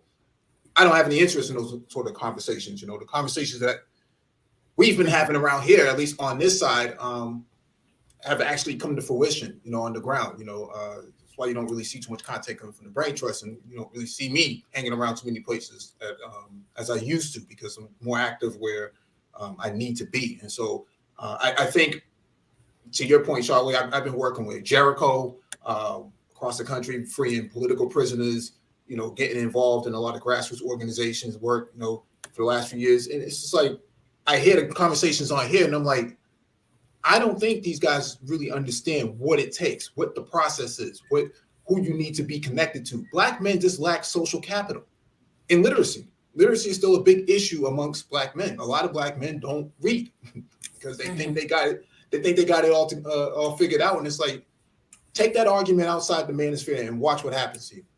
Right. Go outside your door and talk your talk, and let's see what can be done. I agree. You're going to get destroyed every single time. Wack, how are you? What's up, Wack? Shout out to you, Wack. Thank you for letting me know. Shout out, brother Mike. How you doing?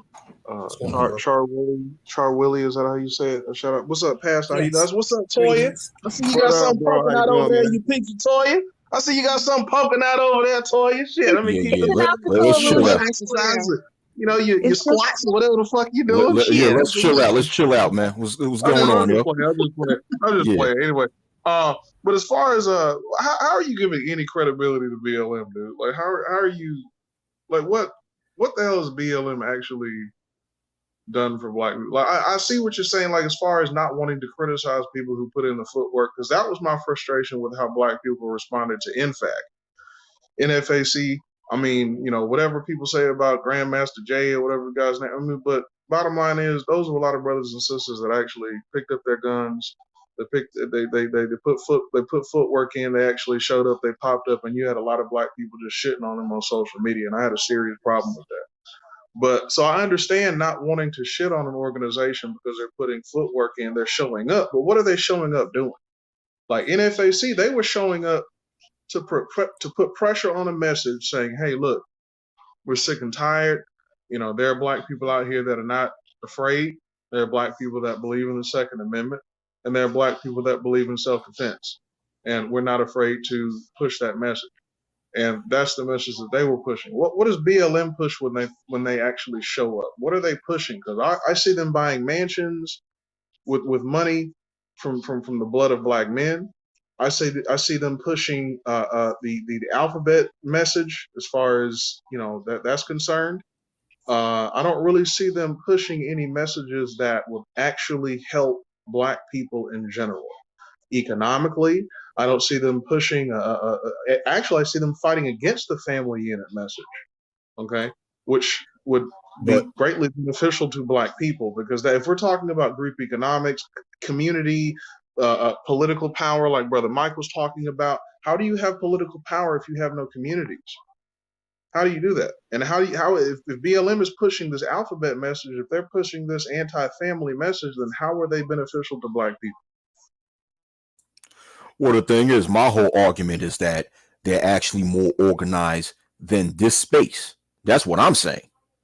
Now, regardless of whether or not you think they're doing something positive for Black people, that's your opinion. But BLM have had an influence when it comes to the outcomes of certain trials. You know, especially when it came to that trial when it came to Derek Chauvin's the Derek Chauvin trial. BLM have had an influence in having people to put pressure upon certain individuals to actually make sure that Derek Chauvin have had a guilty verdict. If it wasn't, so there was pressure that BLM have applied within certain segments of society to actually make sure certain forms of justice was done. But you brought up NFAC. Go ahead. You brought up NFAC, but what would they be without the white liberal? What would they be without the white liberal, though? Real quick, what would BLM be without the white liberal? Because NFAC got zero support from white liberals. They weren't supporting a bunch of Black people popping up with guns and AR-15s. They actually did get support from some of the white liberal gun groups. Now, I'm not saying that they had any heavy influence on them, but they had political support from them in some places. But what I will say to you, Village Arsonist, is that what Wacky World is saying is that the ability to organize and galvanize people on the ground is something that the manosphere has not been able to do. That's all he's saying. He's not saying he agrees with their political views. He's saying the ability to galvanize millions of people at a time is the power in their organization. We haven't been able to do any of this type of things. And it's just that, right. And the Village Arsonist, the fact that you brought up certain ideals that certain members of BLM believes in, and I even stated I have my disagreements with BLM, but I have to give them their props when it comes to their ability to organize and actually be influential out in the real world. And they have an influence out in the real world. And the manosphere, we've been here for Lord knows how long, and we haven't done that. So that's why I'm saying a lot of people on here in the manosphere are in no position to talk bad about BLM when BLM is more organized than the manosphere. Let's just keep that real. Okay, granted, but I had a debate with this white, and Mike, great point, solid point. That's facts. That's all facts. I can't even argue against that. But I had this debate yesterday with this white guy, Undead Chronicle. I had to leave because he kept muting my mic and shit. I'm not. Yeah, I was about to ask you how that go, bro. Because I was about to ask you if you even did that. Yeah. Well, yeah, I was. If I pay, I want it on a neutral platform. He was just, and so he was adamant about having it on his channel. So I'm like, all right, I'm not going to pay for that shit. He was like, cool, all right. So we had it on his platform, but that's why I wanted on a neutral platform, because he kept fucking muting my mic and shit. I'm just not gonna. When you start that trying to show out and trying to cut me in public and trying to do this alpha and this fake ass online masculine shit, that's what he was trying to do. He was trying to do this kind of dominate, because you had little white boys calling me a broken buck, a buck broken motherfucker, and all this. Shout out to Tariq Nasheed's bitch ass for starting that bullshit. Like, I don't know why the hell that nigga put. Anyway, that's a whole nother. I got a serious problem with him doing that. Buck breaking NFTs, bro. Like, what the fuck is wrong with this dude, man? But anyway, this so yeah, he kept muting my mic and shit. But I had this debate with this white dude yesterday, and I brought that up, and he brought up BLM as well. He was talking about how BLM's killed so and so amount of people, and they showed up and they were rioting and damaging property and shit. And the point I was trying to make was one of my points I was trying to make as far as BLM was like, look, there is no membership process from my understanding. You can literally go outside. If there's some kind of police shooting or whatever, anybody can go outside hold a fucking sign up that says BLM, and the news media is going to say they're a member of BLM, and so whatever that person does, they're going to tie this to this so-called organization.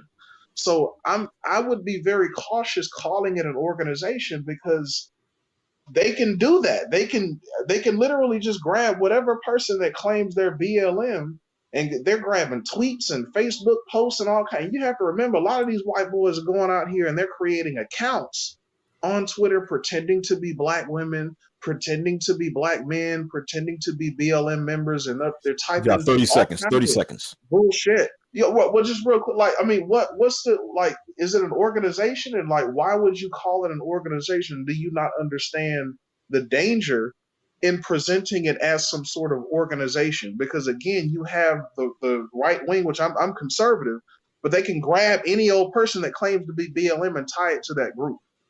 So how does that work? So there's How two do you factors. protect yourselves from that? How do they protect themselves from All right, your 30 seconds is up, TVA. But there are actual chapters in different states across America that are actual organized chapters that consider themselves to be BLM. You know, so there is a membership process within these chapters. But go ahead, Mike. Go ahead. No, I was just going to echo what you're saying, but because what BLM provides is infrastructure. And so the organization piece is where you're talking about Patrice Cullors and Alicia Garza and the rest of them. That is the organizational piece. Every other piece below it are just the subsidiaries of the movement itself. And so a lot of times BLM has provided infrastructure for smaller groups to gain more attention at the public facing side. And so not every group is BLM, but some groups are already organized, collect in their own sort of area, but they didn't have the power that BLM provides from an infrastructure standpoint. And so that's the sort of differences and nuances that are involved in what is considered to be BLM. I'm not a supporter of the group. I've been to quite a few of their rallies here locally, but not everybody is on the same page. And so you shouldn't assume that because one person does something, or because there's a hashtag, or there's a tweet or something like that, that it immediately goes back to the nonprofit part of BLM. It has nothing to do with them. In reality, for whatever reason, people lump everything together. No one ever says, that Kyle Rittenhouse represents the Proud Boys. Everybody seems to understand the differences between the two. Even though he hung out with these guys, they seem to know to make the separation between the two. But when it comes to BLM, if you say anything, then suddenly you're a supporter of them. And it's like, nah, that's not where Wacky's coming from. I think Wacky's pretty concise with what he's saying. Yeah, I get that, but respectfully, you can't just go outside and claim to be a member of the Proud Boys, brother. You can't do that. But BLM, its credibility is constantly under attack because there doesn't seem to be any structured membership. So anybody that pops up at a protest that's protesting something that conservatives, so-called conservatives, are in agreement with, whether it's a Confederate statue or police shooting or whatever the fuck, you see what I'm saying? They're going to call them BLM. They're going to call them Antifa and BLM, and they've been doing this. And it's been working. So, because again, BLM doesn't seem to have any sort of strict membership. Like, how do you become who is BLM? Who are the members? What's the list? Is there a website that shows the list, the chapters? This is what you must do. That way, when someone does something and claims to be BLM as an organization, say, look, we're not. They're not a member, but they can't do that. There are guidelines and processes. If you go to one, I forget the name of the domain for their website that lists them, but there is a process for engaging BLM and becoming an affiliate or an actual member organization. Like Hawk Newsom, I was actually just going to bring him up because he spun off and started his own organization after that. And so there is a process. It's not it's not like how you're putting it. There are nuances to how they engage people and who they claim and who they don't claim. Okay. Well, I could be wrong, but how do you protect yourself from the charges that white boy was throwing out last night? which is I didn't hear it. I didn't hear it. These BLM members killed this officer, and these BLM members were rioting and attacking property. How do you distance yourself? How do they rather distance themselves from these people that show up at these protests and do these things and commit these crimes and commit these acts that the so-called right wing can then point at and say, look, these people are committing crimes and damaging property. How do you protect yourself from that? How do they? The burden of proof. Well, hold on. The burden of proof is on those accusers to actually prove that these members that commit these crimes were members of BLM. Like you can't, like a person cannot make these blanket statements and say that BLM did it, but not provide any evidence, but then expect a person on the opposing side of the argument to then, defend BLM when when the accuser haven't presented any evidence to say that these members that did these things were members of BLM. So what I'm showing on the screen share, what I'm showing is the Greater New York chapter of Black Lives Matter that's led by Mike V just stated his name, Hawk Newsom, this brother right here. So and it shows the leadership structure of this chapter of BLM. Let me show. Hold on, I clicked on this. All right, Hawk Newsom, who's funding this organization? This particular chapter. You have the co-founder, Shavona R. Newsom, Mario Benabi. Yeah. Now I don't know exactly who funded them. Yeah, I don't know exactly who funded them. I don't know exactly who funded them, but hold on, TVA. TVA, don't interrupt me, bro. Like I said, I don't really know who funded the Greater New York chapter of BLM, but what I'm saying is that there is a structure there within that chapter. There's a structure there. There is a membership structure. So to say that BLM in general don't have a structure there, but there are different chapters, and different chapters have their structure. But go ahead, Mike. No, I was just going to chime in on the who's funding them. When I attended a couple of rallies, what I have found is that they tend to raise money on their own, and I've seen them raise $5,000 on the street in an hour. Okay, Mike, you're not. Come on, bro. Hold on. Let Mike finish speaking. Let Mike finish. Yeah, they tend to raise a lot of money. A lot of money is grassroots, so they'll do different sort of demonstrations and things like that. And all they do is they pass the hat around, and I've watched them raise $5,000 in an hour. So I wouldn't put it all that much past them. That's pretty much how most of the groups have been raising their money locally. It's not all that difficult to do. So are these local black people or? Yeah, these are black people. The rules. Let TVA. No. I interrupted him. My bad. But I'm just like, those people were totally funded by black people. Is that what you're saying? Yeah. This chapter. I don't know about this chapter. I'm only speaking about the chapters that I've been to. And what I'm saying here is, I've seen them raise money on the ground. In person, so I know that they're capable of doing things like that.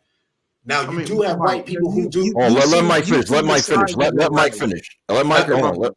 Now you do have white people. You do have white people who do show up with money. These are working class people. These are not like billionaires like George Soros. These are regular working class people who do contribute, because the rules inside BLM in most social justice organizations is that a white person cannot lead the organization, especially a white man. He cannot lead it. Only a black person can do that. And so what I'm saying here is the idea that, which, like Wacky Word always is showing on the screen, this sort of fair-skinned person, you don't know if he's white. He could be Puerto Rican, could be Dominican. You don't know. And so it's not automatically assumed that it's a white person, because I understand the rules of most organizations is that they don't allow white people, or white men for that matter, to be at the forefront of the organization. But how are you people but getting their money? Say that one more time. Repeat that one more time. I'm sorry, TVA. Repeat that one more time. How are you excluding white people but getting their money? Because dude, there's no way. Because the oppressor can't. Let village. Let TVA finish. No. Go ahead, TVA. Go ahead. Finish up. Because you asked a question. You didn't finish your question. We've seen the sizes of these rallies, brother. So I mean, how are you $5 grand on the street, that's funding these rallies that we're seeing from BLM. Come on, man. There's no way that little grassroots money is funding all of that. I can't Per rock chapter. with It's a chapter based thing. So the national organization is different than the local organizations, right? And so local organizations have to raise their own money, which is what the complaint was from Tamir Rice's mother and Mike Brown's mother, right? They were saying we weren't seeing any of the money from the national organization. So a lot of the local organizations were raising their own money to begin with. That's what I'm saying. There's a separation between the two that some people don't know. Okay, well that's weird because that's very strange. You got to admit that's questionable. That's going to raise questions. That's a red flag. Well, because I think everyone on the panel can acknowledge that whatever's providing the money, that's what's ultimately controlling whatever organization. Period. Point blank. So that's why I keep asking, where's the money coming from? So you're telling me the local organizations that are separate from the larger, wider group, the umbrella organization, they have to raise their own money. But the wider organization, okay, where are they getting their money from? That's that's the next question.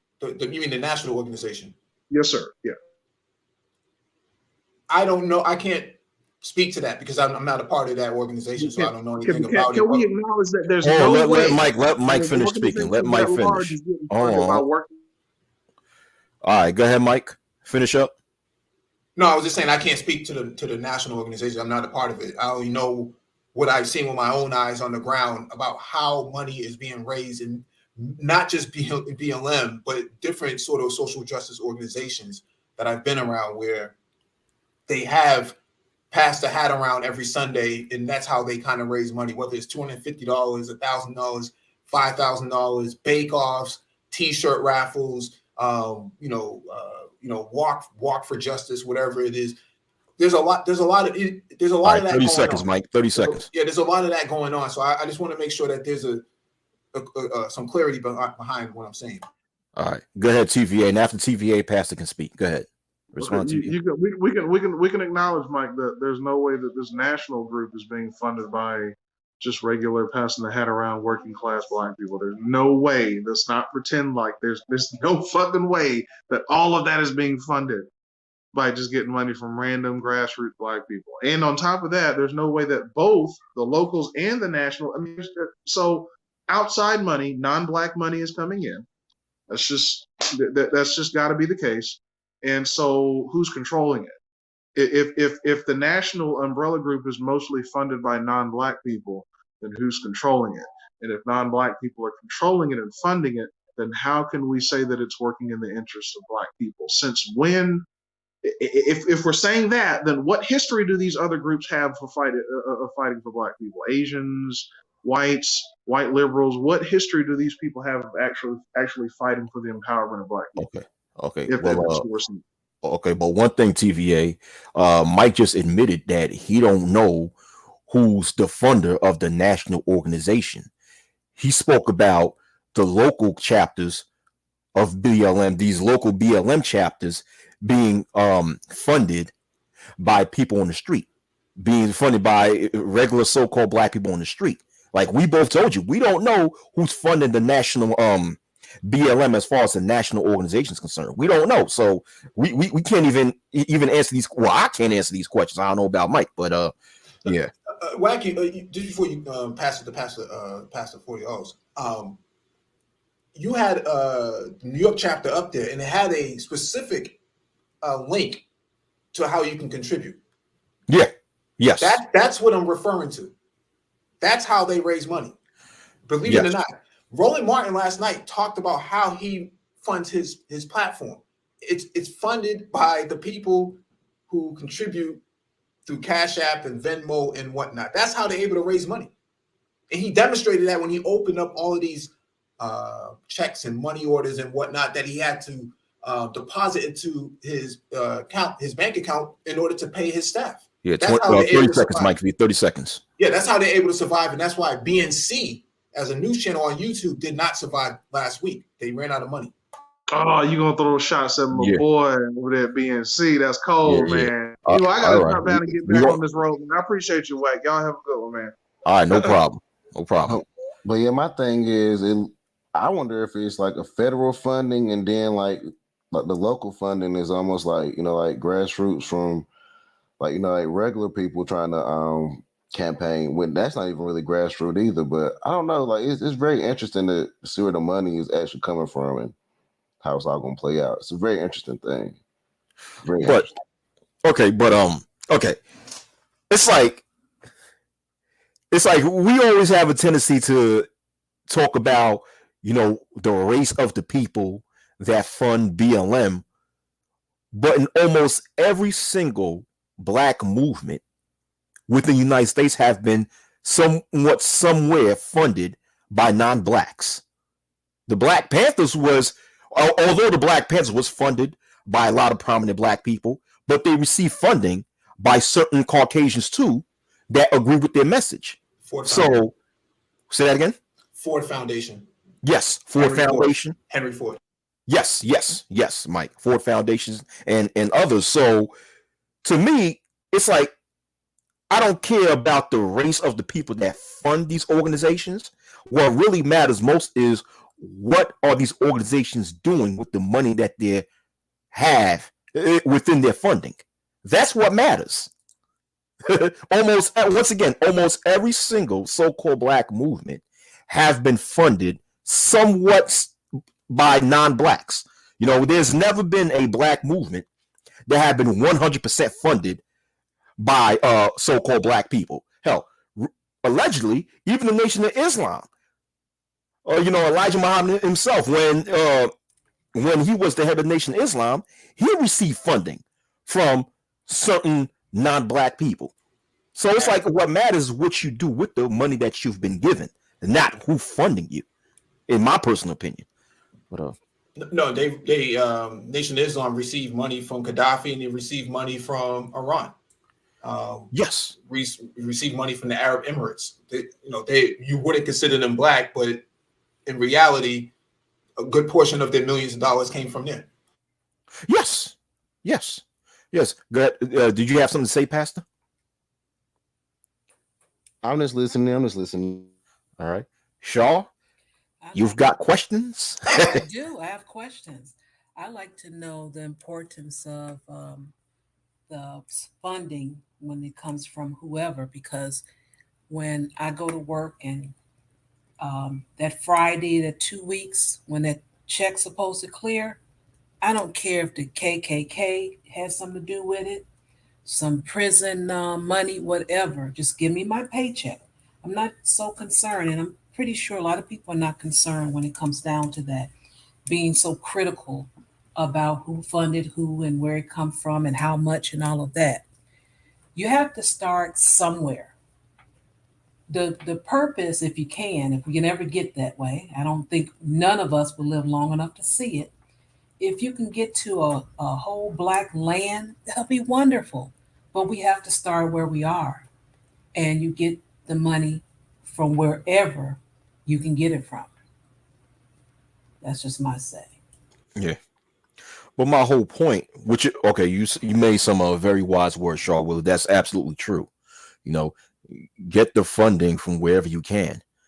But my whole thing is that once again, there have been no so-called black movement in America that have been 100% funded by so-called black people. Now, of course, a lot of black movements have been significantly funded by so-called black people. But once again, different movements in the past have also accepted funding by non-blacks. So the thing is, what matters is the goal being accomplished. And my whole thing is from bringing up BLM is that they started off just like the Manosphere as just an online movement or an online community, but then they advanced to actually be boots in the ground out in the real world.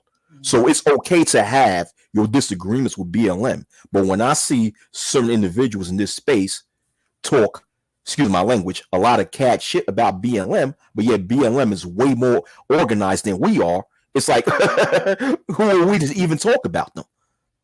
Yeah, just learn from them. What did they do? How did they do it?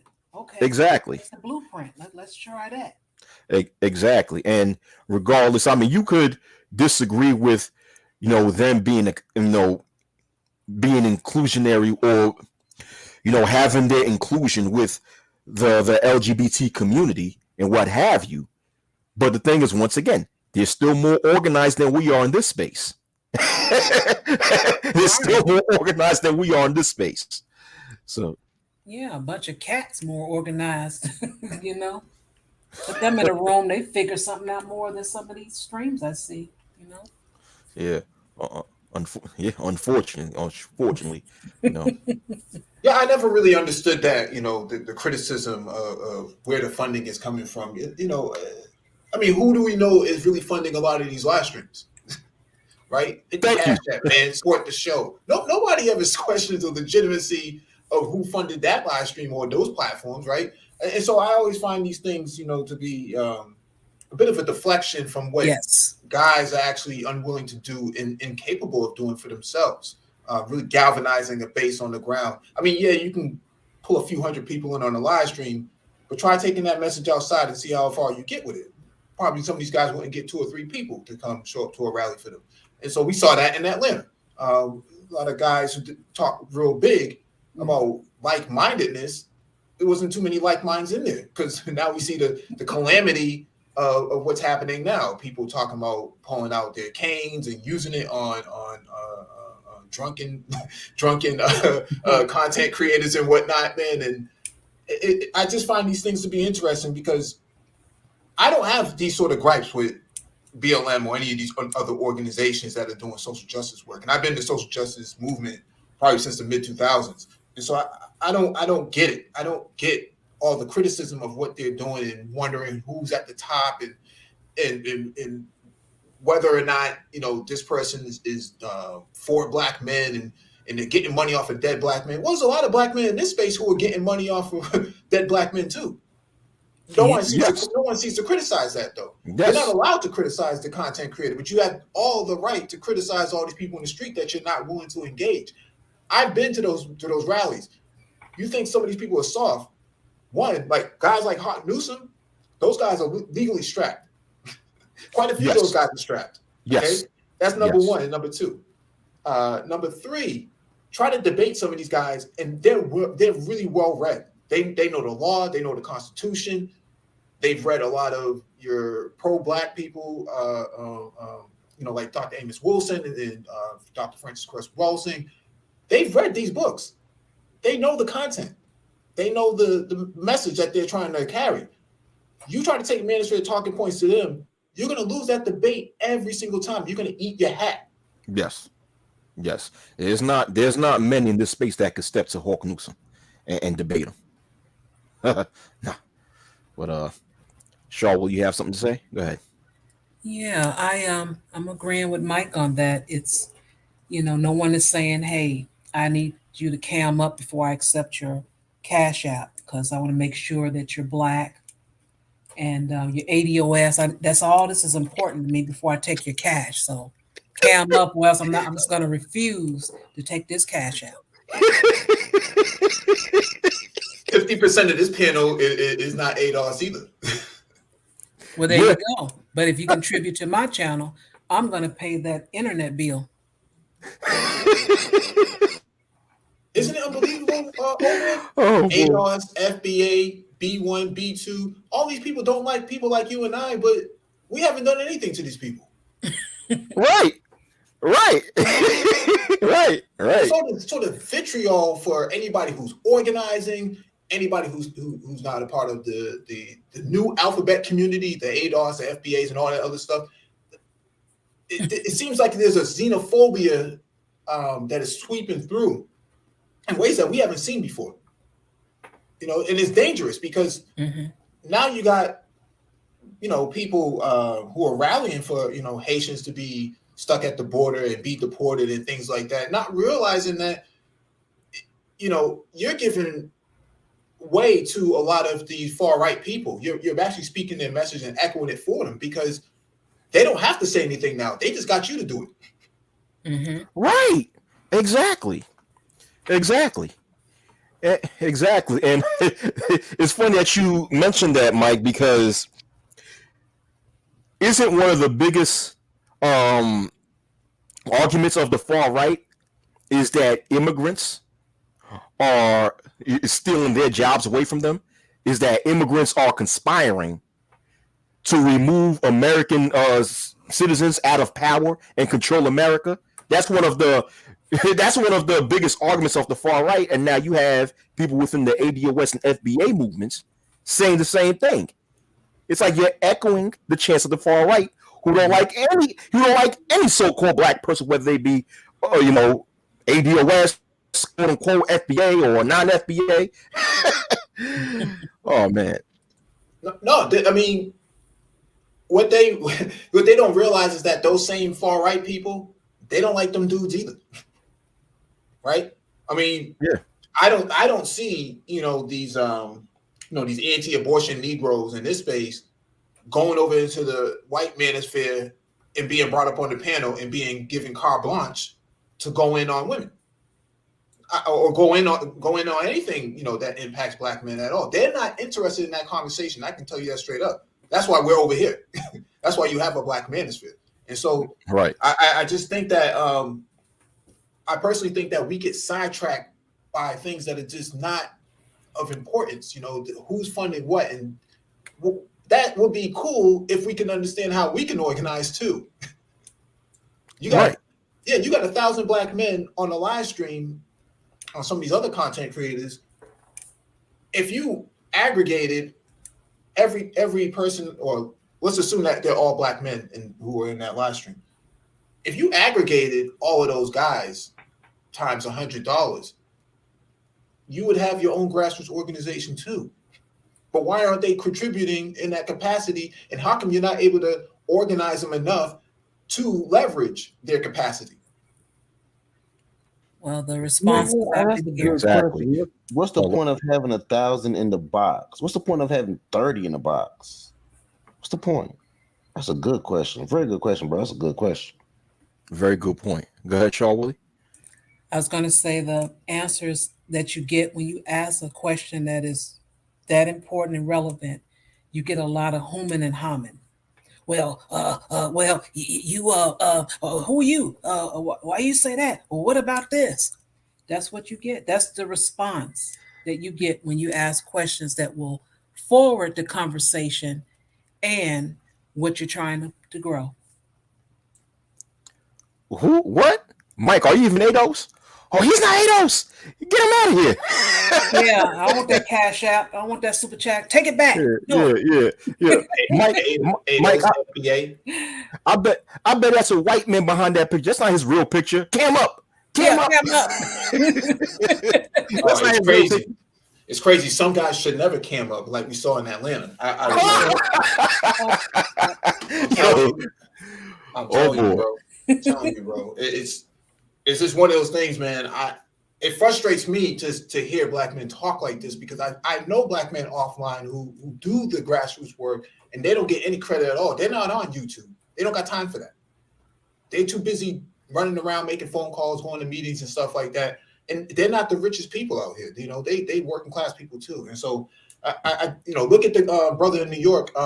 His name slips my mind now. Chris Jones, I think it is, who organized the Amazon workers to unionize. Okay. Yes. What are we gonna say now? That we shouldn't trust him because some of his funding came from non-black people? Like, where do we stop with this? Right. Draw the line. Right. Exactly. Yeah, man. But Black Girls made a great comment. Maybe if we parse ourselves out and we just ain't part of the game at all, we'd be like, forget it. We might as well give in. That's gonna be way too late though. But Mike V, remember, right? No matter how you trying to organize politically, you can't beat feminism, because feminism will be there to try to stop you. But for some reason, feminism did not stop Chris Jones from unionizing Amazon workers in New York, though. But feminism will stop you, though. Remember that. That's the thing, right? They believe in feminism, but they don't believe in racism. Right. Exactly. It doesn't make any sense. It's just a lot of lunacy that I'm hearing in this space, and so it creates a lot of frustration for me. That's why I kind of had to take a step back. I didn't understand what was the what was the overarching point that they were trying to make. Because if you're saying that you believe feminism needs to be defeated, you would also have to say that white supremacy has to be defeated too. You can't have one without the other. Oh, Mike, stop spitting that old pro-black BS, Mike. What's wrong with you? What's wrong with you? White people have never done nothing to me. Come on, Mike. White people have never done nothing to me. What is your problem with white people, Mike? And let's use that as a legitimate talking point. How do you explain all these anti-CRT movements at these school boards? What do you think that's about?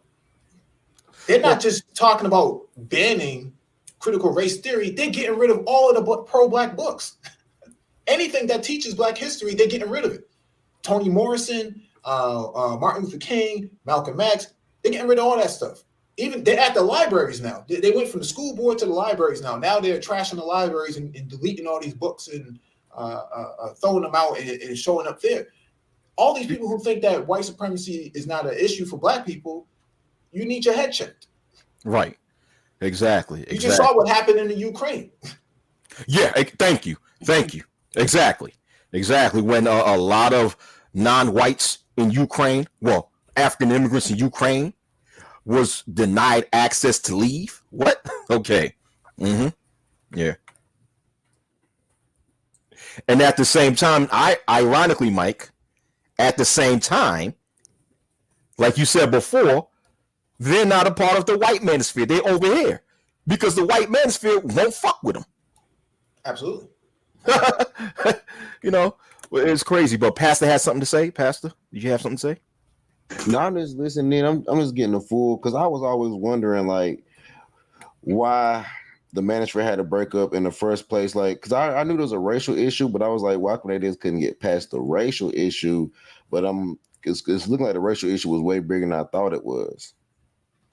To give you a quick synopsis, Pastor, there was a woman in the space by the name of Nola Girl, okay, a conservative, quote unquote, white woman. She's Italian, but she's considered to be white. And a lot of these guys were on her jock, loving and eating up all her content. Yes. When they found out she was married to her brother and had kids by a conservative brother, those same conservative guys flipped their lids and went ape shit on it. That's why you don't see her anymore. They ran off of YouTube. That's basically what happened. And so for all these guys who think that there's no such thing, that racism isn't a big problem for Black people or Black men for that matter, and white supremacy isn't an issue, you look no further than the conservative movement in social media and on the ground. They don't. I mean, look at this politician last week who talked about they should, roll back interracial marriage. I mean, this is how far back. I mean, this is how far they're willing to go with all of this. CRT, anti-abortion bills, and banning of interracial marriage, and banning of Black studies, and taking away your voting rights, and passing bills that allows people to use their vehicles to ram innocent protesters who peacefully demonstrate. Yeah. This is where we are right now. So for anybody in this space to come here and say you're a part of the Black manosphere, but you don't believe that white supremacy or racism isn't the overarching issue, I don't know why you're here. Yeah. Man, we don't. Damn, I kind of feel like because like honestly, this is the interesting stuff that. This is interesting, man. I need to actually do more research on that. I didn't know they were trying to roll back interracial marriage laws. I didn't know that was actually going on. So that's stuff I need to research. I'm going to write that down and research that. Yeah. They want to desegregate some of these. They want to segregate these schools. Go back to segregation in the South. Look at some of these new bills that are being passed. Yeah, they're trying to segregate South Lake and North Dallas. I mean, like I said before, and I said this plenty of times, being that we have a lot of Trump supporters in this space, unfortunately, but the director of the Secretary of Education underneath the Trump administration, I forgot that lady's name, but she was DeVos. Yeah, DeVos, right? DeVos. Yeah, DeVos, right? Mm-hmm. You know where I'm going at this, Mike, where she was trying to do away with a lot of these with a lot of these civil rights policies that Barack Obama placed within the public education sector of the United States, because there was a lot of parents years ago who were sending letters complaining, and this was all over the countries where where parents of a lot of black and disabled children was being discriminated against inside the public education system. Therefore, it had Barack Obama, when he was president, to place a lot of civil rights policies to stop people within public education to discriminate against minority and handicapped children. But then, when the Trump administration or the Trump regime came into office, DeVos, who was the Secretary of Education, was trying to do away with these policies. So basically, she was trying to destroy policies meant to protect the rights of black children in public education. So you're talking about, if you're going to talk about white supremacy, you're talking about where you got adults who don't even give a fuck about the rights of children when they enter public school. So you can't tell me that white supremacy does not exist. You can't tell me that. There's too much documented evidence to prove that it does exist. And don't forget a lot of these EEOC cases where there's tons of so-called black people who still have open cases for discrimination in the workplace. I mean, if racism did not exist, there would be no EEOC. Okay? That's true. Bring that up. Someone argue with you next time. I never heard that used as a comeback. That's great. Actually, Trump himself defunded the EEOC from processing cases that were backed up on the books. That's why if you go to the EEOC, there's a website that keeps track of all EEOC cases. And you see how this brother from Tesla who sued Tesla and got $137 million in a settlement last year. Biggest settlement in U.S. history. Yes. Was that the brother that was repairing the Teslas and they tried to get him for repairing them?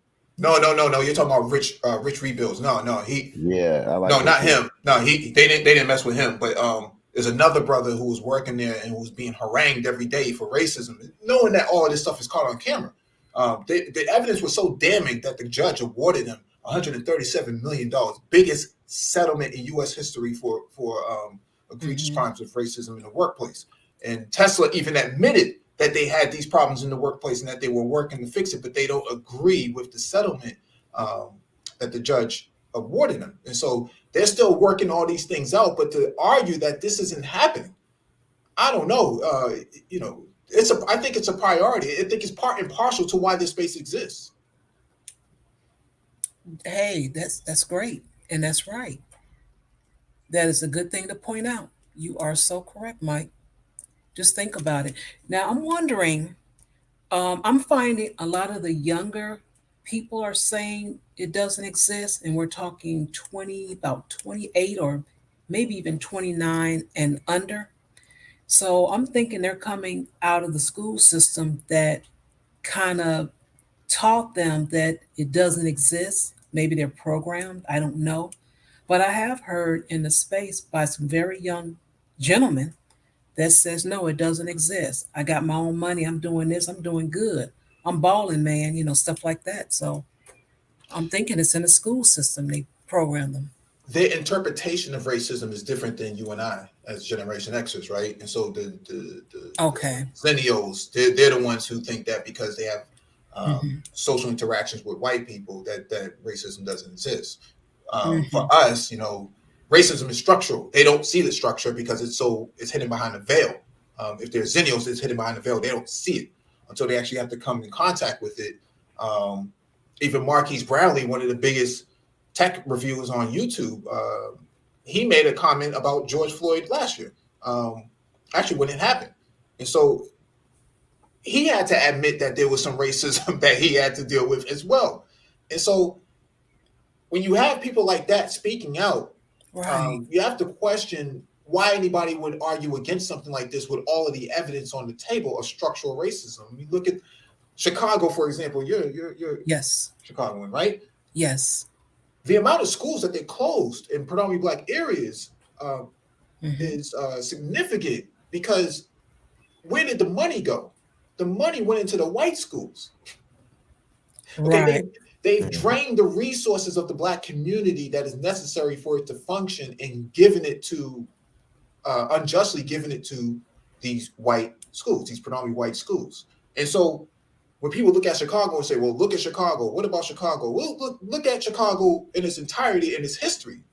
Go back to Al Capone. I mean, it's been corrupt for a very long time. It doesn't matter if it's a Democrat or Republican in charge. The whole thing is corrupt, and it's made to work against the best interests of black people. And so the shootings, you can link that back to gun trafficking, the lack of the deindustrialization in Chicago has caused a brain drain. So your best and brightest of black people, if they don't work in government, they're pretty much out of there. And then you compound that with lack of an economic base. What are you going to do if there's no middle class there to work with? That's just the reality, that it's not a one-stop issue that people need to understand. It's a barrage of issues that cascade and create, the calamity that you see inside Chicago right now. And so that's where people are fighting at. I see, I kind of follow a little bit of Chicago politics myself. And so I understand there's people out there fighting on for the best interests of black Chicagoans, but you got people in this space who only want to point to the shootings in Chicago, but don't want to point to how it even got to that point. Right. Right. But I'm about to close down soon. Yeah. So, I'm about to close down right now. So if anything, I want each and every one of you to give your final thoughts. This has been a very good stream, by the way. Shout outs to everyone that came on the stream. Shout outs to Mike V, Pastor $40, and Shaw Willie being on my stream for the first time. Thank you for coming. You're welcome. Yeah. Thank you the Village Austins for coming on my stream. Thank you, Toya. Thank you, Azure Saint. And thank you, Brownsburg, for coming on my stream. So the rest of y'all, anyone, you can start off by giving your final thoughts. Thank you very much. All right. Thank you as well, man. It was a great stream, very educational. Yeah, thanks for having me on. All right, most definitely, man. And all you guys, don't be a stranger. You can stop by anytime. Yeah. So, all right. So, Shaw Willie, have a great day. You too. Pastor $40, have a great day. Yeah. So, man, this has been a very good stream once again. But anyhow, so peace. In about a half an hour, the Final Four is going to start. But great stream, by the way. Great stream. Yeah. But Mike V put it down today, boy. That is a very great point that Mike V pointed out, where in this space we like to point out the symptoms, right? But we don't like to point out what caused these symptoms. Or we like to point out the outcomes only of a certain situation, but we don't like to point out the causes of these outcomes. Like, for example, Chicago. A lot of people in this space love to speak about, look at Chicago, look at Chicago, look at Chicago, look at Chicago. Not, without acknowledging the certain factors that cause the violence that we witness from time to time in Chicago, Illinois. Mike V pointed out the closing down of a lot of these schools, and the same thing happened in Newark, New Jersey. Newark, New Jersey, if anybody know anything about Newark, New Jersey, which is the largest city within the state of New Jersey, I think it's only about, a 35-minute drive away from New York City. In Newark, where you have the closing down of a lot of public schools, right? And not surprisingly, at the same time, that place has been home to a lot of murders, especially a lot of gang-related murders. So a lot of things are connected. Especially going back to Chicago, when you see an increase of unemployment, closing down of a lot of schools, and then you see all the drug and gun trafficking that you see in Chicago, Illinois. I remember watching a documentary, right? And the documentary had Fred Hampton Jr., If anybody know Fred Hampton Jr., he's an activist and he's the son of one of the greatest Black Panther leaders named Fred Hampton Sr. Of course, there was a movie made about him last year in 2021. But in this documentary, Fred Hampton Jr. stated how that there's a certain part within the south side of Chicago where there's these train tracks, right? There's like a railroad where there's these train tracks. And he stated how at one point in time, within a lot of these train tracks, there were barrels. There were big old barrels. And then when people would open these big old barrels, they would see high-powered weapons, like AK-47s and AR-15s. So he was questioning where who put these guns there in the middle of the south side of Chicago, where it was one of the largest Black neighborhoods, or the largest Black sector of a city in the United States. Where are these guns coming from? So it's funny how a lot of things are connected. When we look at a city that's filled with crime, of course you have to look upon the economics of the city, the situation or the status of the public education of that city, the employment rate of that city, and then see how it all connects to the high increase in crime within that city or that specific sector of that city. But anyhow, I do have to go. So thank you for all you guys for joining in. It's been great. All right, man. Peace.